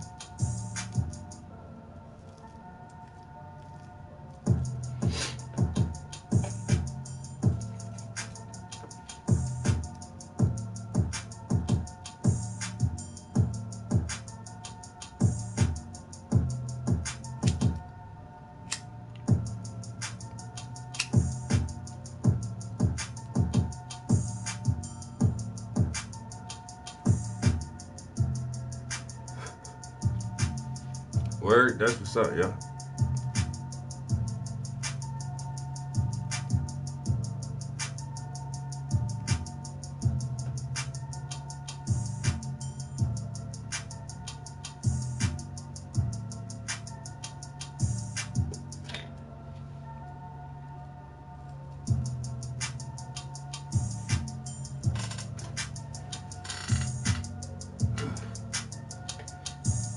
Man, this kind of smoke makes the paint adhere to the canvas more sufficiently.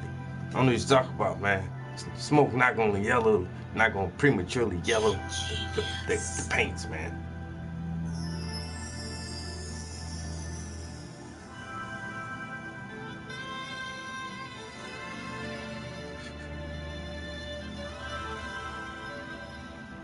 That's why when I ship my art out and people receive their paintings, they be like, shit don't smell like paint. It smells like something familiar. It smells like, can't quite put my hand on it, but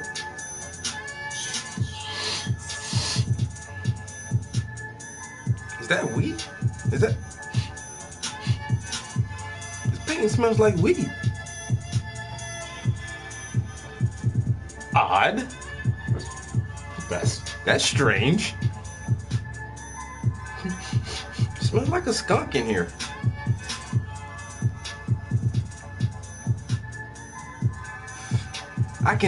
Something that I used to smell back in college.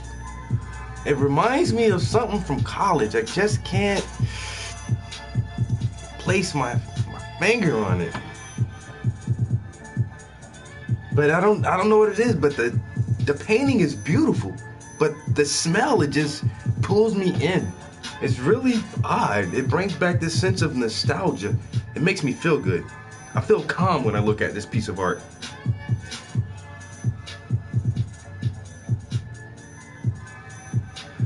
But yeah, this is just tobacco anyway.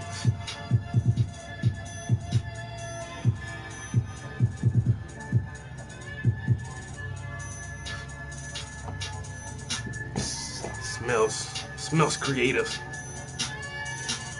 I can smell the creativity actually coming off of the canvas itself. It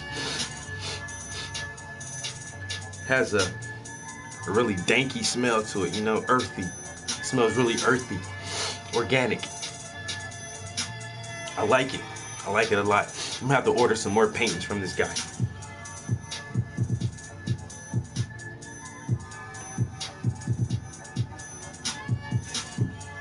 Smells creative.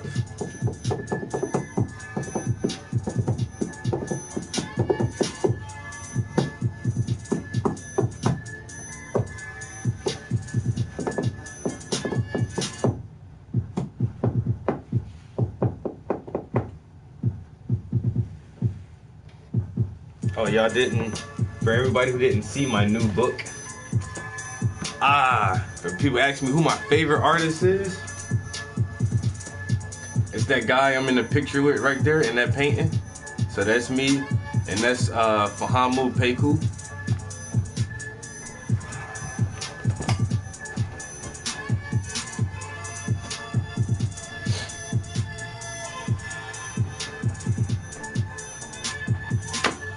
So this is all my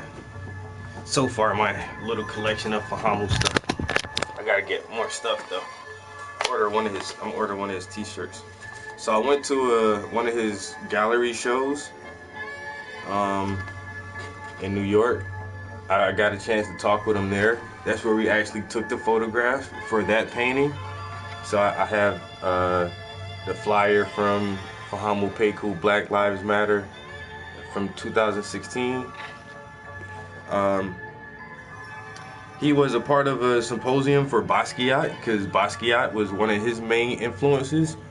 And so I saw him again in New York last year. And so I have this.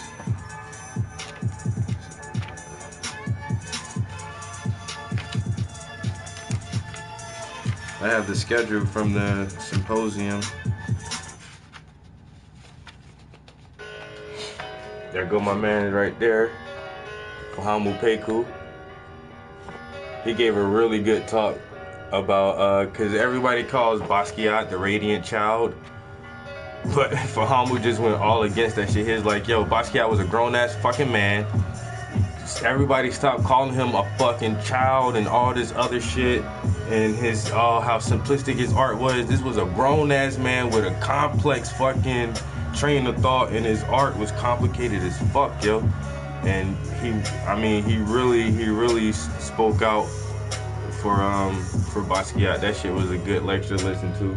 I also went to see him in Charleston, South Carolina. He had another exhibition, and he did a talk. It was a part of a show called The Remix. And so I met him in Charleston and got this book from him, and he signed this for me.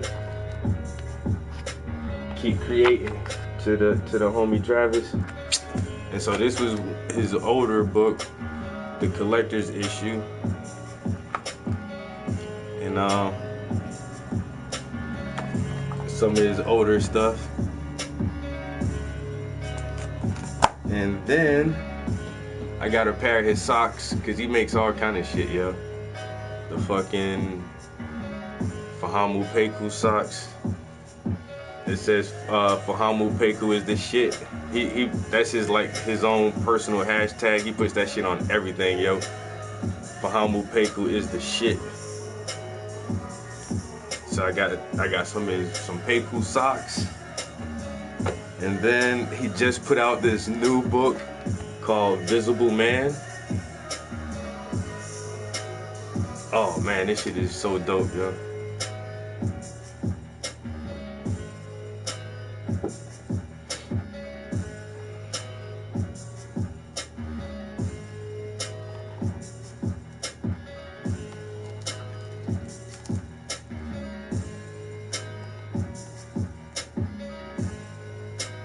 but it goes through the history of his art so far and all his different phases and his different collections that he's done over the years. He's been doing this for like 2 decades, yeah. And so it takes you through all of his earliest stuff, and you can see how he grows and changes, and the images. This piece right here is called Pop. And you know, he's trying to focus on the identity crisis of the black man. This right here, this piece is called Sagging Backwards. If you spell sagging backwards, what do you get? You know what I'm saying? And so he tries to break down these conversations and within the black community about masculinity, manhood, our image of ourselves, and the way the world sees us as black men, you know.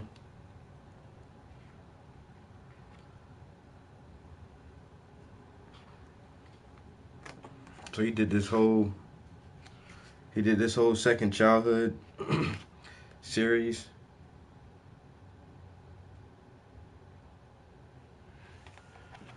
You know, about the black man always in a child's position in society,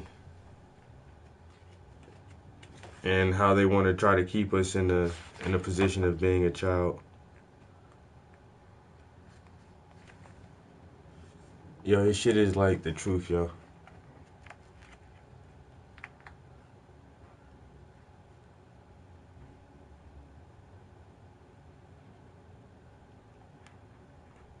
Brian Still Freeze, I don't know that guy. Nigas in Paris. And a bunch of his, most of all his shit, private collection. You know what I'm saying? And this dude is like in his early 40s. Private collection. And he just sells all of his shit, yo. Private collection. I can just imagine what his art goes for. Private collection, everything is fucking sold. He even has a couple of galleries that own this shit. He has a set of work that's like a traveling set where it goes international. It'll be at a gallery in fucking Paris, and then it'll be at a gallery in Italy. Then they'll take that shit to Spain, and then it'll be at a gallery in Washington State. Then they'll bring it to New York. I don't know, man. This shit is fucking dope. Private collection.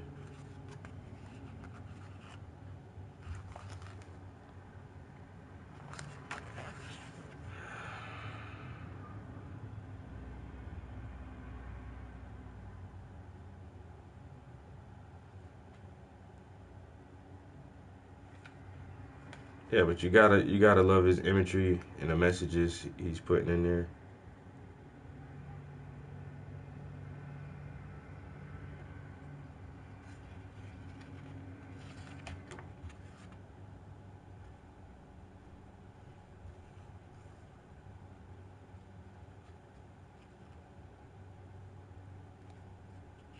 Drink. Damn.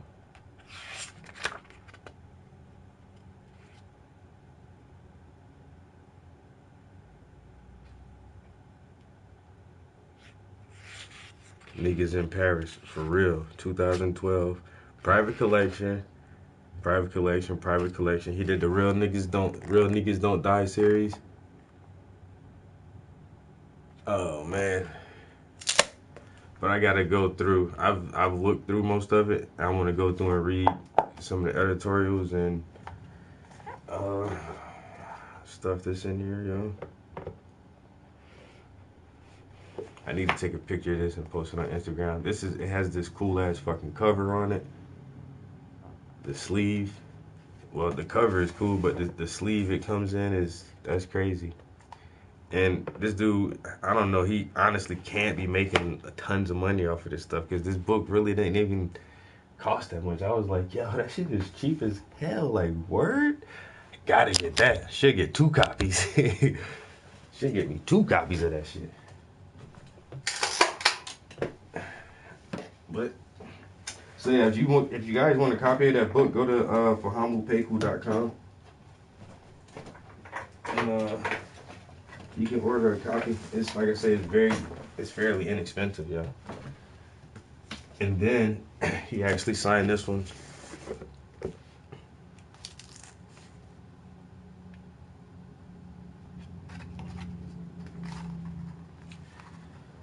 Stay seen, stay seeing. For Travis Bickle, 2017. I feel important, son. Got 2 Peku signatures. He's on the man. She's worth millions. Probably worth millions right now. All right, yeah, I honestly, and I didn't have anything really planned for today until some of my homies called me a little while ago, but this was the only thing that I did want to get done. As soon as I finish streaming, I'll probably get dressed and stuff and go put this out in the mail. And then see what everybody else is doing. But yeah, I'll send this off today. Let's see. Let me work on her hair for a little while.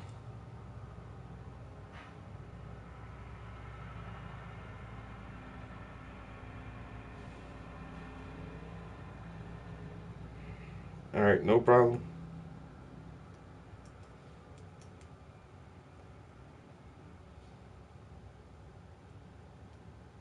I'm almost at 3 hours already. What time is it? Oh, it's almost noon time. I probably won't go much longer, guys.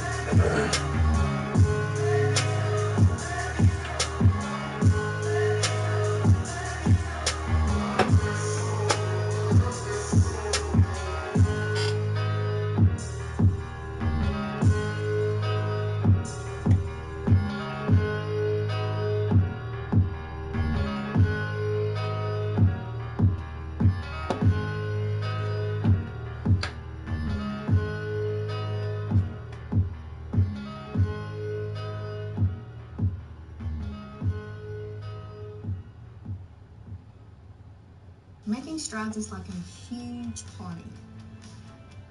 1 in 8 of us will be diagnosed. You don't just get involved because you're diagnosed. Complex.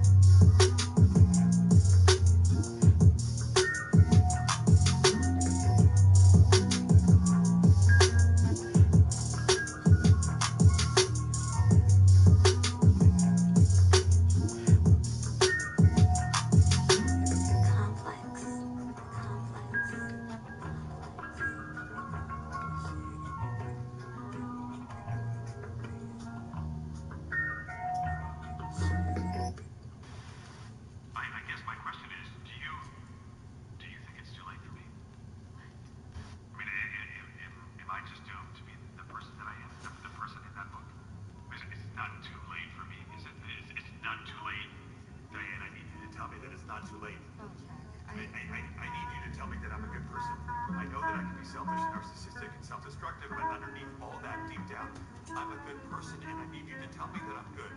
Diane? Tell me, please, Diane, tell me that I'm good.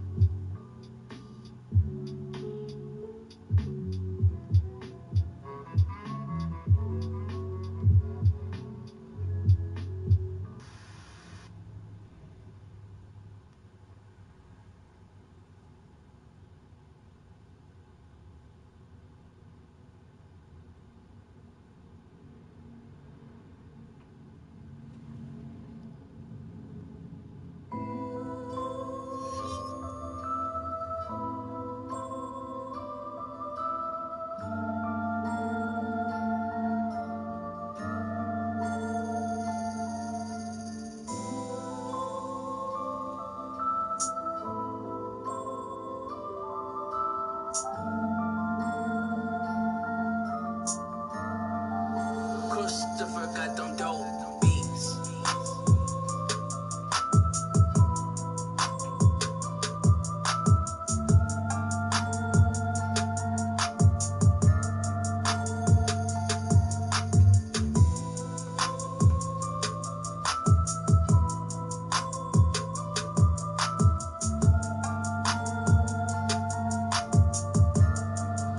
Christopher got them dope beats.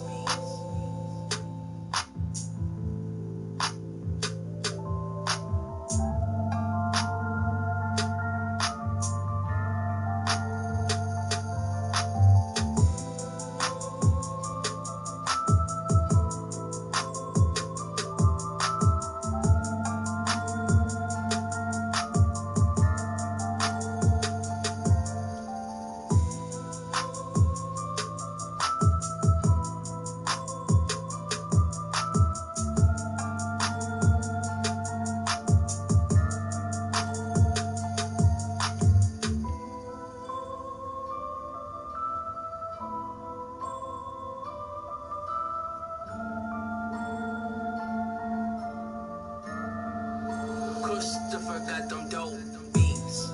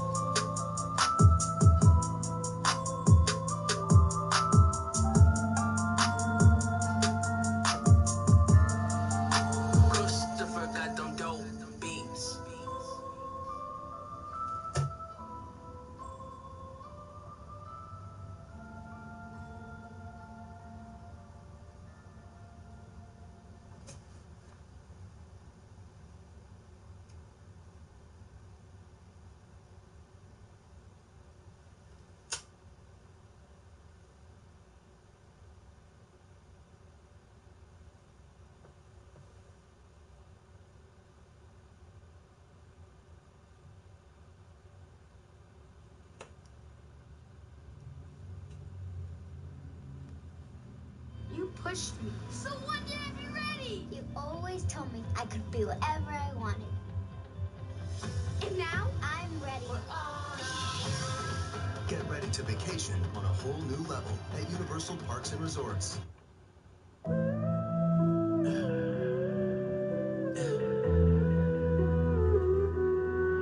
I'm unfazed. I'm unfazed. I'm unfazed. I'm unfazed. I'm unfazed.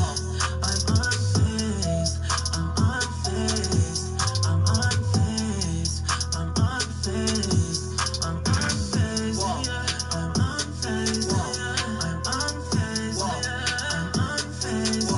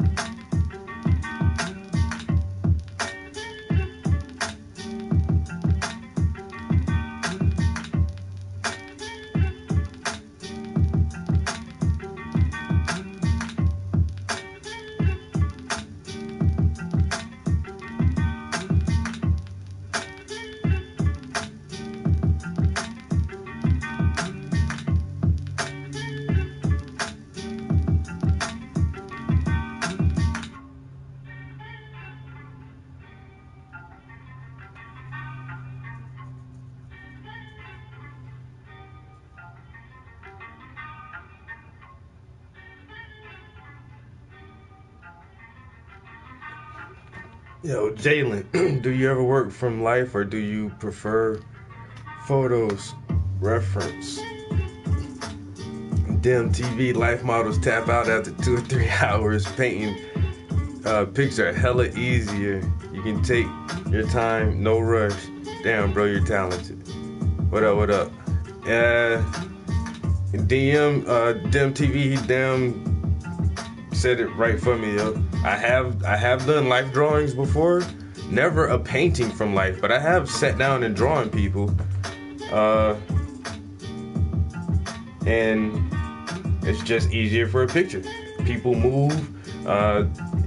It all depends on what kind of lighting you're in. If you're using like natural sunlight, clouds come in, go out, the sun moves. You know, in just an hour and a half period, the sunlight is going to move and change. And it's difficult to paint from life. Not difficult, but you have to be quick and proficient, and you have to have a willing model who can hold a pose for long enough. You know, and I just figured photographs are just easier. You got it set in stone, the same light, nobody's moving, nothing's shifting around, and you're gonna, if you take your time, you can recreate this photo. I enjoy drawing from life, but I don't do it very often. That's why Carvana's mission is simple. We sell cars, but we're not cars.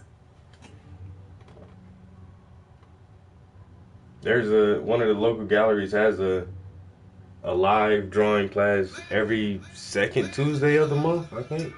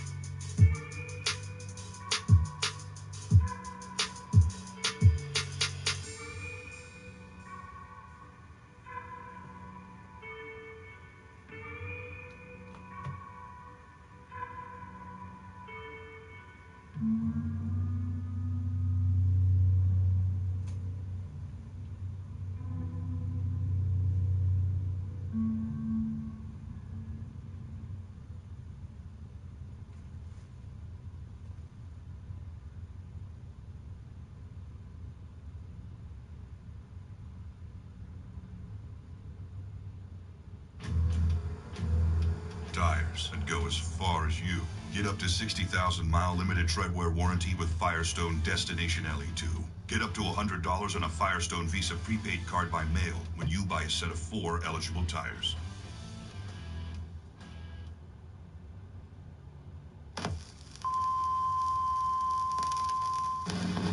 You don't have to work and slave. Let electricity do it for you. You can have you.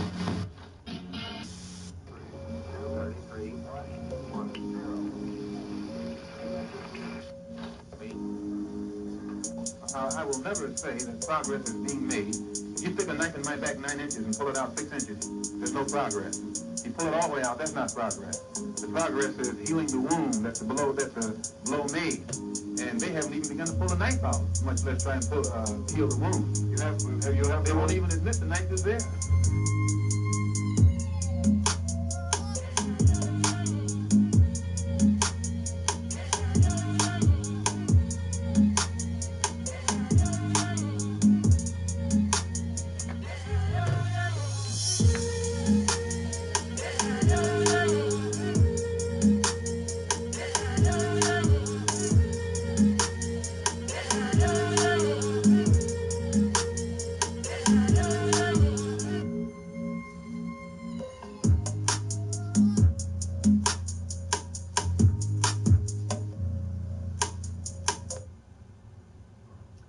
Mr. X, you have described the Muslim movement as a religious organization, and you said that there are a great many misconceptions about your attitudes and stated views. Could we press for a very simple answer to one question? Do you hate all white people? I don't think it's a fair question. The white man doesn't even come into my attitude. Mr. Muhammad teaches us to love our own kind and let the white man take care of himself. For a white man today, sir, after kidnapping millions of black people from Africa, stripping them of all human characteristics and relegating them to the role of chattel or cattle or animals, commodity, merchandise that could be bought and sold at will, and then 100 years since the Emancipation Proclamation, using every type of deceptive method to further us into slavery, called second-class citizenship, I think that it would take a whole lot of nerve for white people today to ask Negroes, do they hate me? Okay.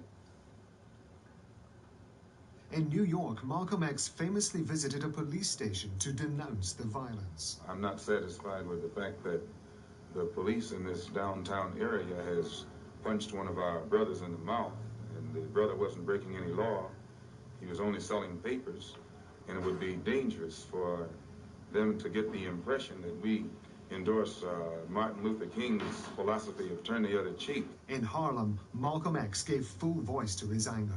We are not integrationists, and we believe that you're a fool to try and mix with someone who doesn't love you. Well, that doesn't mean that we in any way condone what those crackers are doing in Birmingham, Alabama. Our people should know that, and it is no accident that as long as the dogs were biting Negro women, Negro babies, and Negro children, Kennedy said nothing. It was only after the Negroes began to strike back. It was then that Kennedy called in the army. So don't you be fooled by Kennedy. Don't you be fooled by these Uncle Tom Negro preachers. When the dog attacks you, you get that dog, two-legged dog, or four-legged dog. Thank you.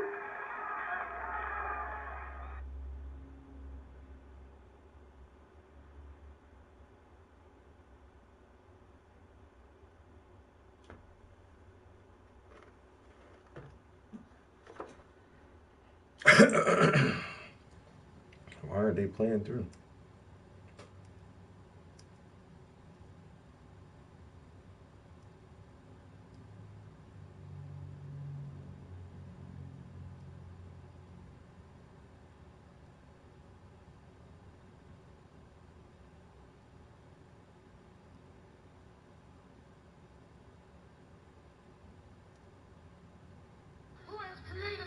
The ghetto that you're living in. Nothing but a debt. And since the American white man has used his control over the press and over the textbooks and over all forms of media to make it appear that he has done us a favor by bringing us here and enslaving us, then the Honorable Elijah Muhammad has to rewrite history or retell history. And since the white man can't dispute this truth, he tries to defend himself by saying that Mr. Muhammad is teaching hate. It's not hate to say that we were kidnapped and brought here. It's truth. It's not hate to say that we were Jim Crow, discriminated and segregated. It's truth. It's not hate to say that the Supreme Court, which is the highest court in this country, came up with a hypocritical desegregation decision 9 years ago, which they haven't enforced yet. That's not hate. That's truth. You're quoted as having said when an airliner crashed with a number of white people on board, but you were glad it happened. The white race in this country collectively are guilty of these crimes that our people are suffering from collectively, and therefore they would suffer some collective disaster, collective grief. And when that plane crashed in France with 130 white people on it, and we learned that 120 of them were from the state of Georgia, the state that my own grandfather was a slave in, why, to me, it couldn't have been anything but an act of God, a blessing from God, and I frankly and sincerely pray for similar blessings from him to repeat themselves as often as he can spare. But I take it then you support the freedom-loving attempts of the peaceful marchers in Alabama and these places. You don't get freedom peacefully. Freedom is never safeguarded peacefully. Anyone who is depriving you of freedom isn't deserving of a peaceful approach by the ones who are being deprived of their freedom. And when black people in this country come out from under the mental straitjacket that the Negro clergymen have placed them in, and begin to see that the only way you can get freedom is to get it the same way the white man in this country got it from England, or he says he got it from England. He was willing to pay the price for freedom. When you're willing to pay the price for freedom, then you'll get it. But the Negro in this country has never been willing to pay the price for his freedom. All of the price that we've been paying in the past has been freedom for the white man. We fought abroad so that the white man in America could be free today to sick police dogs on us, to beat our people in the heads with police clubs, and to turn water hoses on little women and children and babies simply because they want to walk down the street like decent human beings. Now, the only way you can have peace is to eliminate those injustices, and the American white man is not going to eliminate them. He's going to talk that pretty talk, but he'll still continue to practice those inhuman deeds. You got the Honorable Elijah's message yourself behind prison walls. When I was a Christian, I committed many crimes, and those crimes led to my own imprisonment, and also led to my being very atheistic, agnostic first and then atheistic. And it was only after hearing the religious teachings of the Honorable Elijah Muhammad that I became religious and was able to reform myself and rehabilitate myself. But I learned that after trying to reform and rehabilitate myself, that the American white man was more against me then than he was when I was a criminal, when I had criminal tendencies and was trying to carry out or practice his Christianity. Do you blame Christianity for your crimes? Christianity is one of the real causes of most of the condition that black people in this country are confronted with. It's the religious concept that Christianity has given Negroes in this country that makes us almost incapable of solving our own problems. The black man in this country has a different religious concept when he's a Christian than the white man has. If you notice, the black man is the only one who will turn the other cheek to his enemy, or who will love his enemy, or who will pray for those who despitefully use him just because he thinks that's what Jesus wants him to do. Now, the white man preaches the same thing, but he doesn't practice it. Now, this refusal to integrate, surely it must lead to demands for your own state in America. The black people in this country have been like a misfit wife married to the white man here who hasn't treated us right. And today, since we have given up all hope of him ever changing, we want a divorce. We want a complete separation, but we want a property settlement. And we think that the white man, we think that the American government should give us a property settlement, which means part of this country, which they robbed from the Indians with our help, and which they have worked up to make the kind of land that it is today. Do you think this really practical?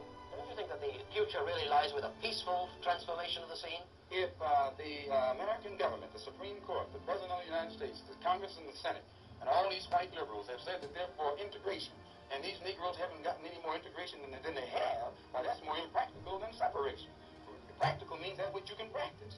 And if the Supreme Court and the Army and the Navy and the government and the President are supposed to be for integration and you still can't get it, why, good night. You can't get this impossible. But we can get separation overnight because we already have it.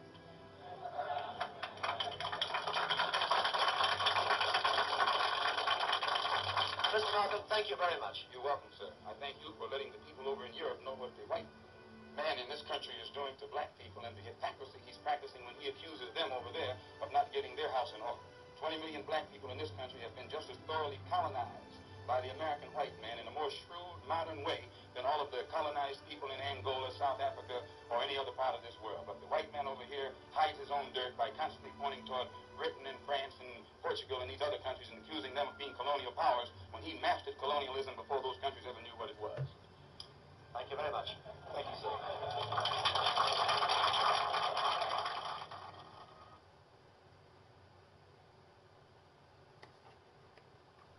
Why are these playing through? What the fuck?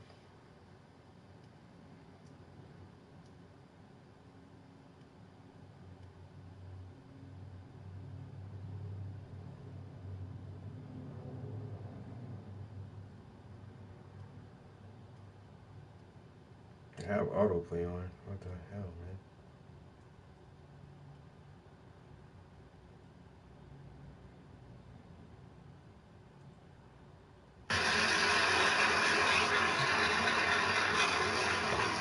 And when I say Kennedy, I mean John F. Kennedy.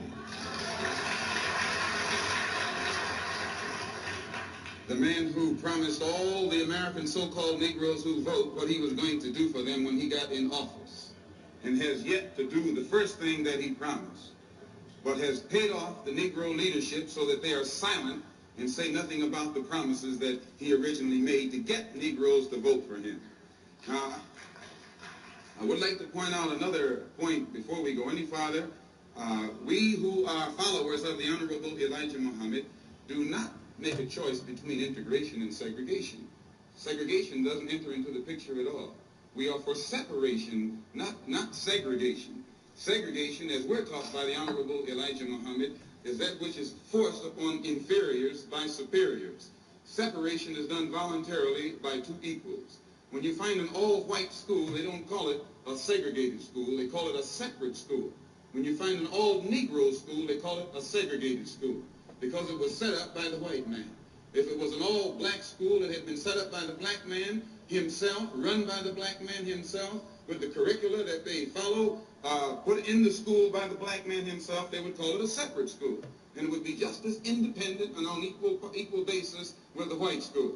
But because the Negro schools in Harlem have been set up by the white man himself on an inferior basis with inferior The Muslim movement basically fails to see the real problem. The problem can never be stated in terms of black and white. One of the signs that manifests the wrath of God today against America and against the white world, period, is the upset in nature. Everything that America tries to do today, wherein once you were successful in all of your efforts, all of your endeavors were successful.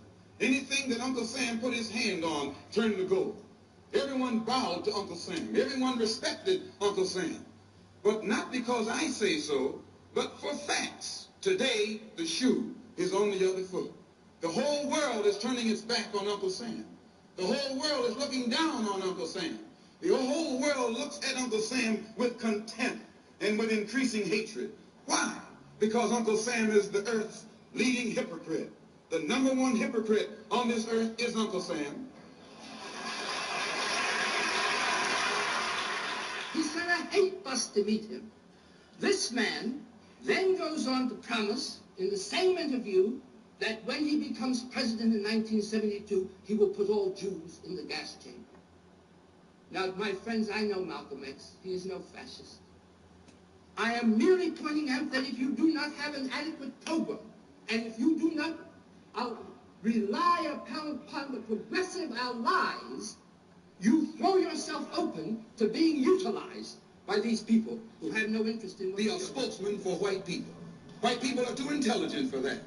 Well, we today are waking up to, and there's no so-called Negro married to a white woman that can stand up and say that he speaks for the black masses. Maybe he speaks for the bourgeois, the bourgeoisie. But as Dr. Rustin pointed out, he doesn't speak for the black masses, and there are more poor black people in this country than there are rich black people. Please. So the Honorable Elijah Muhammad says that if you try and keep us here against our will and enforce segregation upon us, you're going to have violence throughout the country. You're going to have it whether you like it or not. This democratization and socialization the Negro cannot do alone. He can contribute greatly toward it. He can contribute vastly toward it.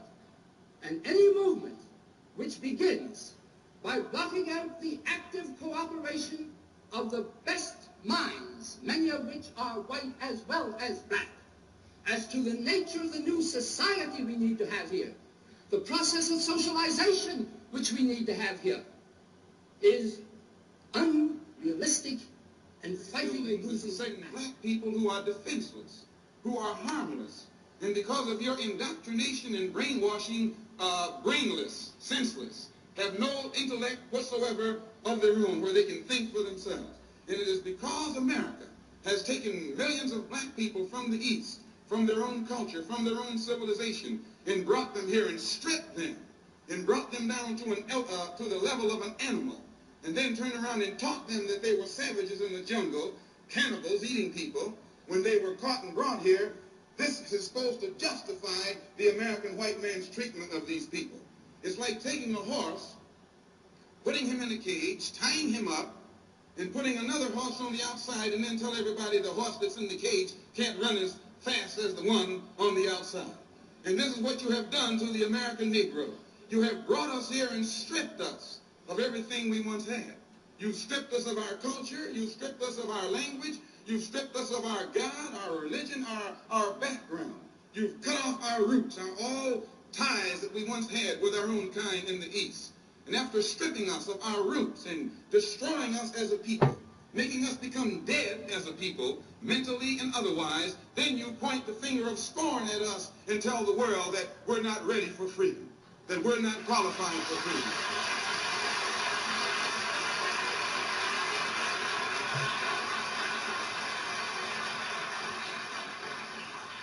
All praise is due to Allah. And it is for this reason that God is bringing America to her knees. It is for this reason that God is going to judge America.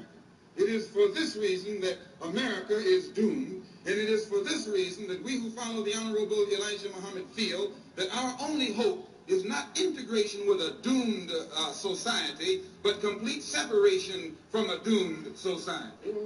The Freedom Rides created a situation in which Kennedy then had to act through his brother, because to fail to do so would create so much confusion that something had to be done. The problem is, how do Negroes and their friends make the institutions which exist impossible to exist? South Africa practices what it preaches. Russia practices what it preaches. Franco Spain practices what it preaches. It's a dictatorship. It doesn't preach freedom. South Africa doesn't preach freedom. Russia doesn't call itself the leader of the free world.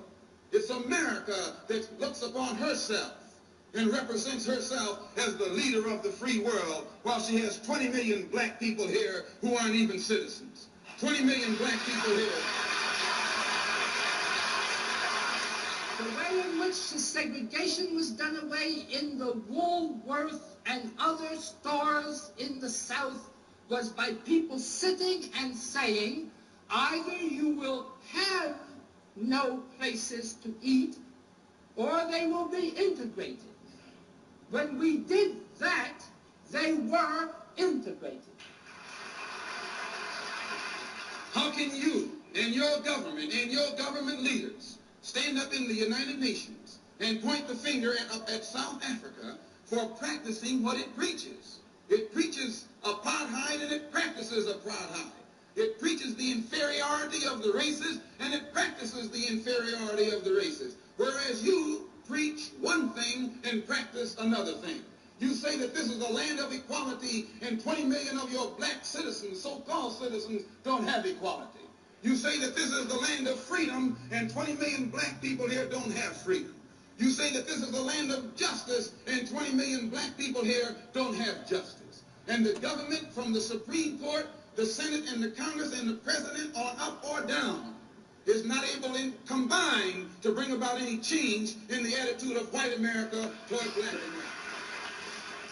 Furthermore, I maintain that even if it were possible to bring any degree of progress now, it is going to be because as we follow this form of mass action and strategic nonviolence, we will not only put pressure on the government, but we will put pressure on other groups which ought by their nature to be allied with us. And they will have to stand up and be counted in their own interest. This God will be effective. God is God. He's the same God that the Hebrews worshiped, the same God that the Christians worship, and the same God that the Muslims worship. You call him Christ, they call him Jehovah, we call him Allah. Just as Jehovah was absent while the Hebrews were suffering under Pharaoh, didn't mean he was asleep. It meant that he had given Pharaoh an opportunity to rise to a powerful position economically, politically, militarily, so that he could become so powerful that the then unknown God would make himself known by destroying that powerful nation. And if you read your Bible, I think that you will agree that this is the case. God told Pharaoh, it is for this cause that I raised you up. It is for this cause that I myself bless you and your nation to become as powerful as it is. You've become so powerful, now you think you're God. And you have my people in your clutches. So I will prove that I'm God by taking the ones that you look down upon and elevating them while I destroy you. And your only way to avoid that destruction is to submit to these same people whom you in the past have been making submit to you. And he has not got it. It is also that the black Muslims have put forth, as you ought to know, no concrete program except speaking on 125th Street. Now, if I put the kneel-ins against merely speaking on the street, at least that's a program. Come up with a better one.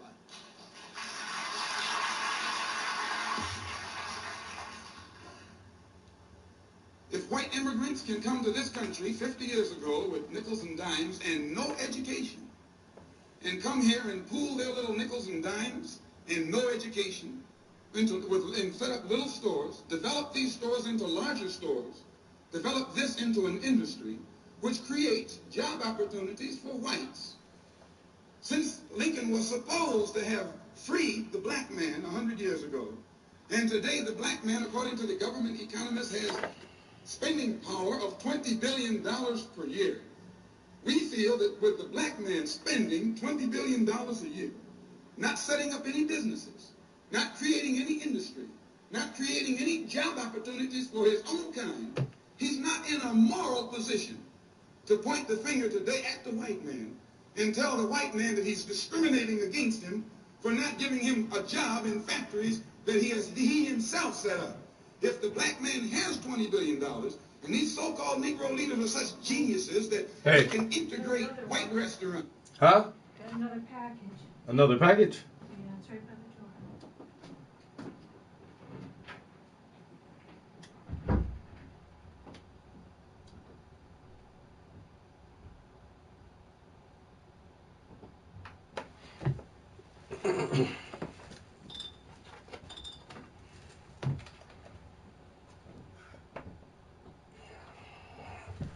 Getting all kind of shit.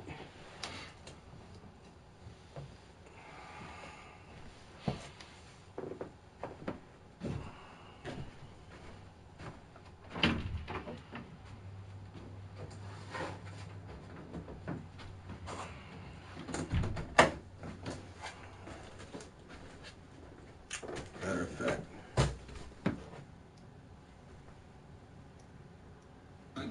and integrate white factories and force themselves into that which the white man has set up, they should use this same ingenuity to show the black people how to pool our wealth and set up something of our own. And then we won't have to force our way into his anymore. One more thing I would like to point out concerning what he said about 125th Street. We don't waste our time on 125th Street, but you can reach more people in the street who want to change than you can in the bourgeoisie society, the bourgeoisie church, and the bourgeoisie circles. Our program is directed toward the man in the street. So we spend our time in the street, and what we do with that man, instead of trying to change the white man in your mind, make you accept us, we change the mind of the black man and make him accept himself. And as soon as he accepts himself, he'll solve his own problem. He won't be trying to force himself into your factory and into your bedroom and into your kitchen. Eisenhower, a couple months ago, referred to the situation that the West faces as Armageddon in a speech in Chicago before some distinguished Republicans, if there are such. And he referred to this crisis that America is facing as Armageddon because of the nuclear-tipped missiles that are poised all over the earth. If this destruction is ever turned loose on America, the Negro has no fallout shelters. And white people who have them, you won't even let Negroes in white neighborhoods during peacetime. How will he get in your fallout shelter during wartime? You haven't yet desegregated New Rochelle. How are you going to let Negroes, when you're under attack, into a space that you yourself hardly have room in? Why, you're crazy if you think we even think that you will. So we're not relying on fallout shelter. We're not relying on air raid shelter. As I said earlier, we're relying on God. When God destroyed Sodom and Gomorrah with fire, the Honorable, and brimstone, the Honorable Elijah Muhammad, that's a symbolic story designed to paint a prophetic picture of what America is faced with today. Because of the immorality and indecency and corruption that exists in all levels of American society, God has doomed America for destruction. The only salvation or escape is through God and with God. This is what we teach. And despite the fact that we tell you, it's crazy how they got it in the box. Like, oh, I thought it was attached to the box. Oh, it is. Oh no, it's not. It has this on it. I thought that was attached to a box. I don't say I or our. I say you. This is yours. It's not me or mine. And you'll find that this thinking is increasing among black people today. They don't say our government, our president, our Senate, our Congress, nor do they say our trumpets. They say your president, your Congress, your Senate, and your trumpets.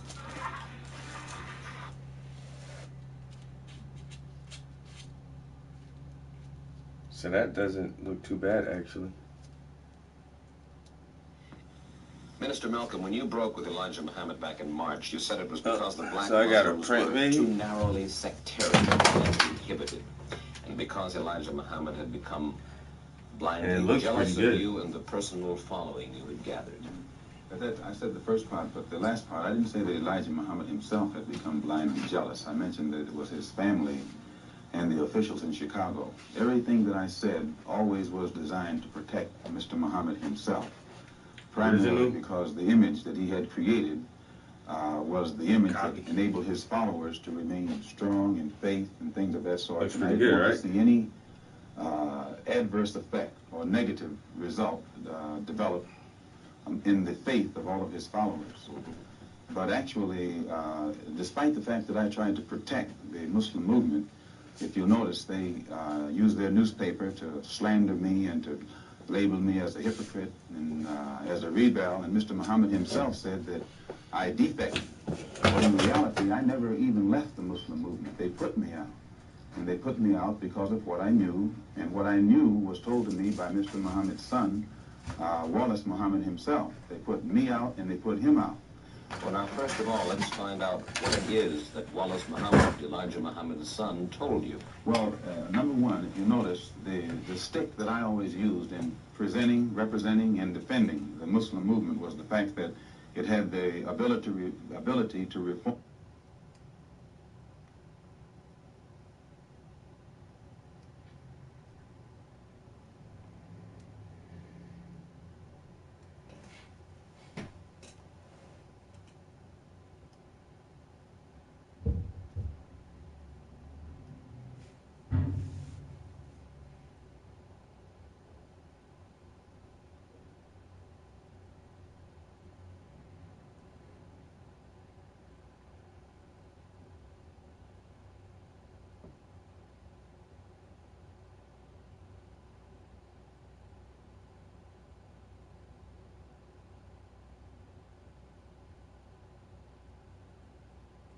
Alright guys, I'm coming.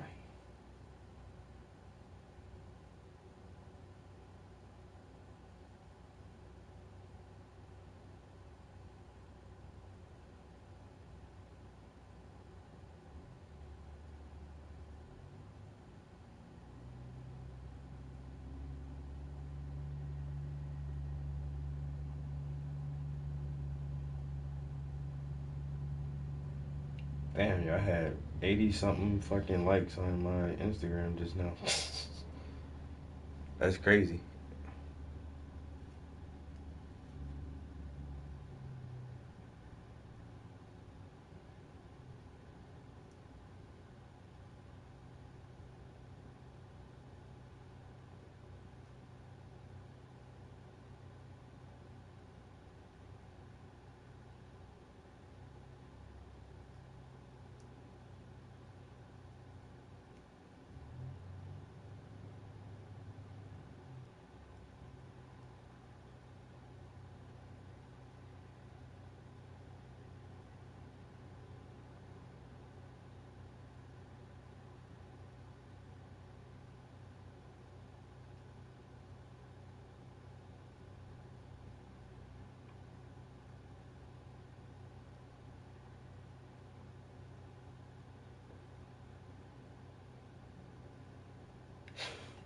Alright.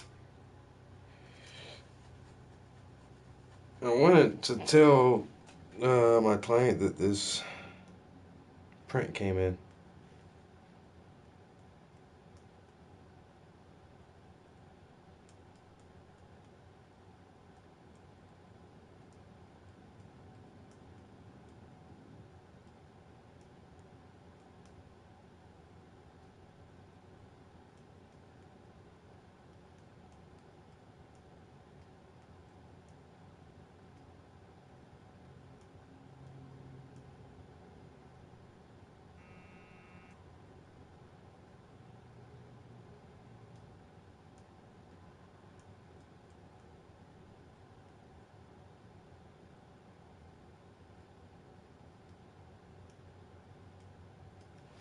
Alright.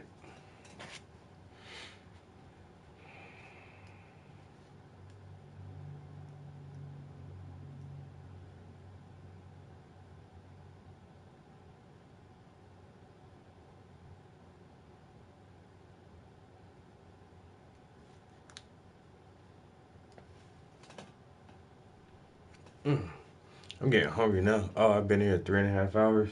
I was gonna work on the jeans a little bit, but I think I'm gonna take a break and grab me something to eat, yo. Appreciate everybody chilling with me for this long session I've been up in here. If I come back in here this afternoon, I'm pretty sure I can probably finish this painting today. Just a few more hours. If I do another 3-hour stream like this, I could definitely get this thing wrapped up. So we'll see. Stay posted. If this is your first time in the stream, definitely hit the subscribe button. Hit the bell notification so you can get the alert the next time I come here. Like I said, because this painting is going to be done soon. And I'll be starting some other stuff. I have a few projects that's already started. And I have 2 canvases that I have to get started. So like I say, if you like what you're seeing and the conversations and stuff, definitely stay tuned And follow me on social media at Paintings by the Prince. That's Paintings by the Prince. You can find me on all social media, Facebook, Instagram, Twitter, Tumblr, DeviantArt, anything like that. Underneath that title, Paintings by the Prince. So check out all my stuff up there as well. And stay tuned for more art. Appreciate everybody. Again, I can never say it enough. You guys are flipping awesome. Thanks for stopping through, man. Keep me company. Thanks for all the wonderful questions, compliments, comments, and everything else, yo. Peace. Till next time.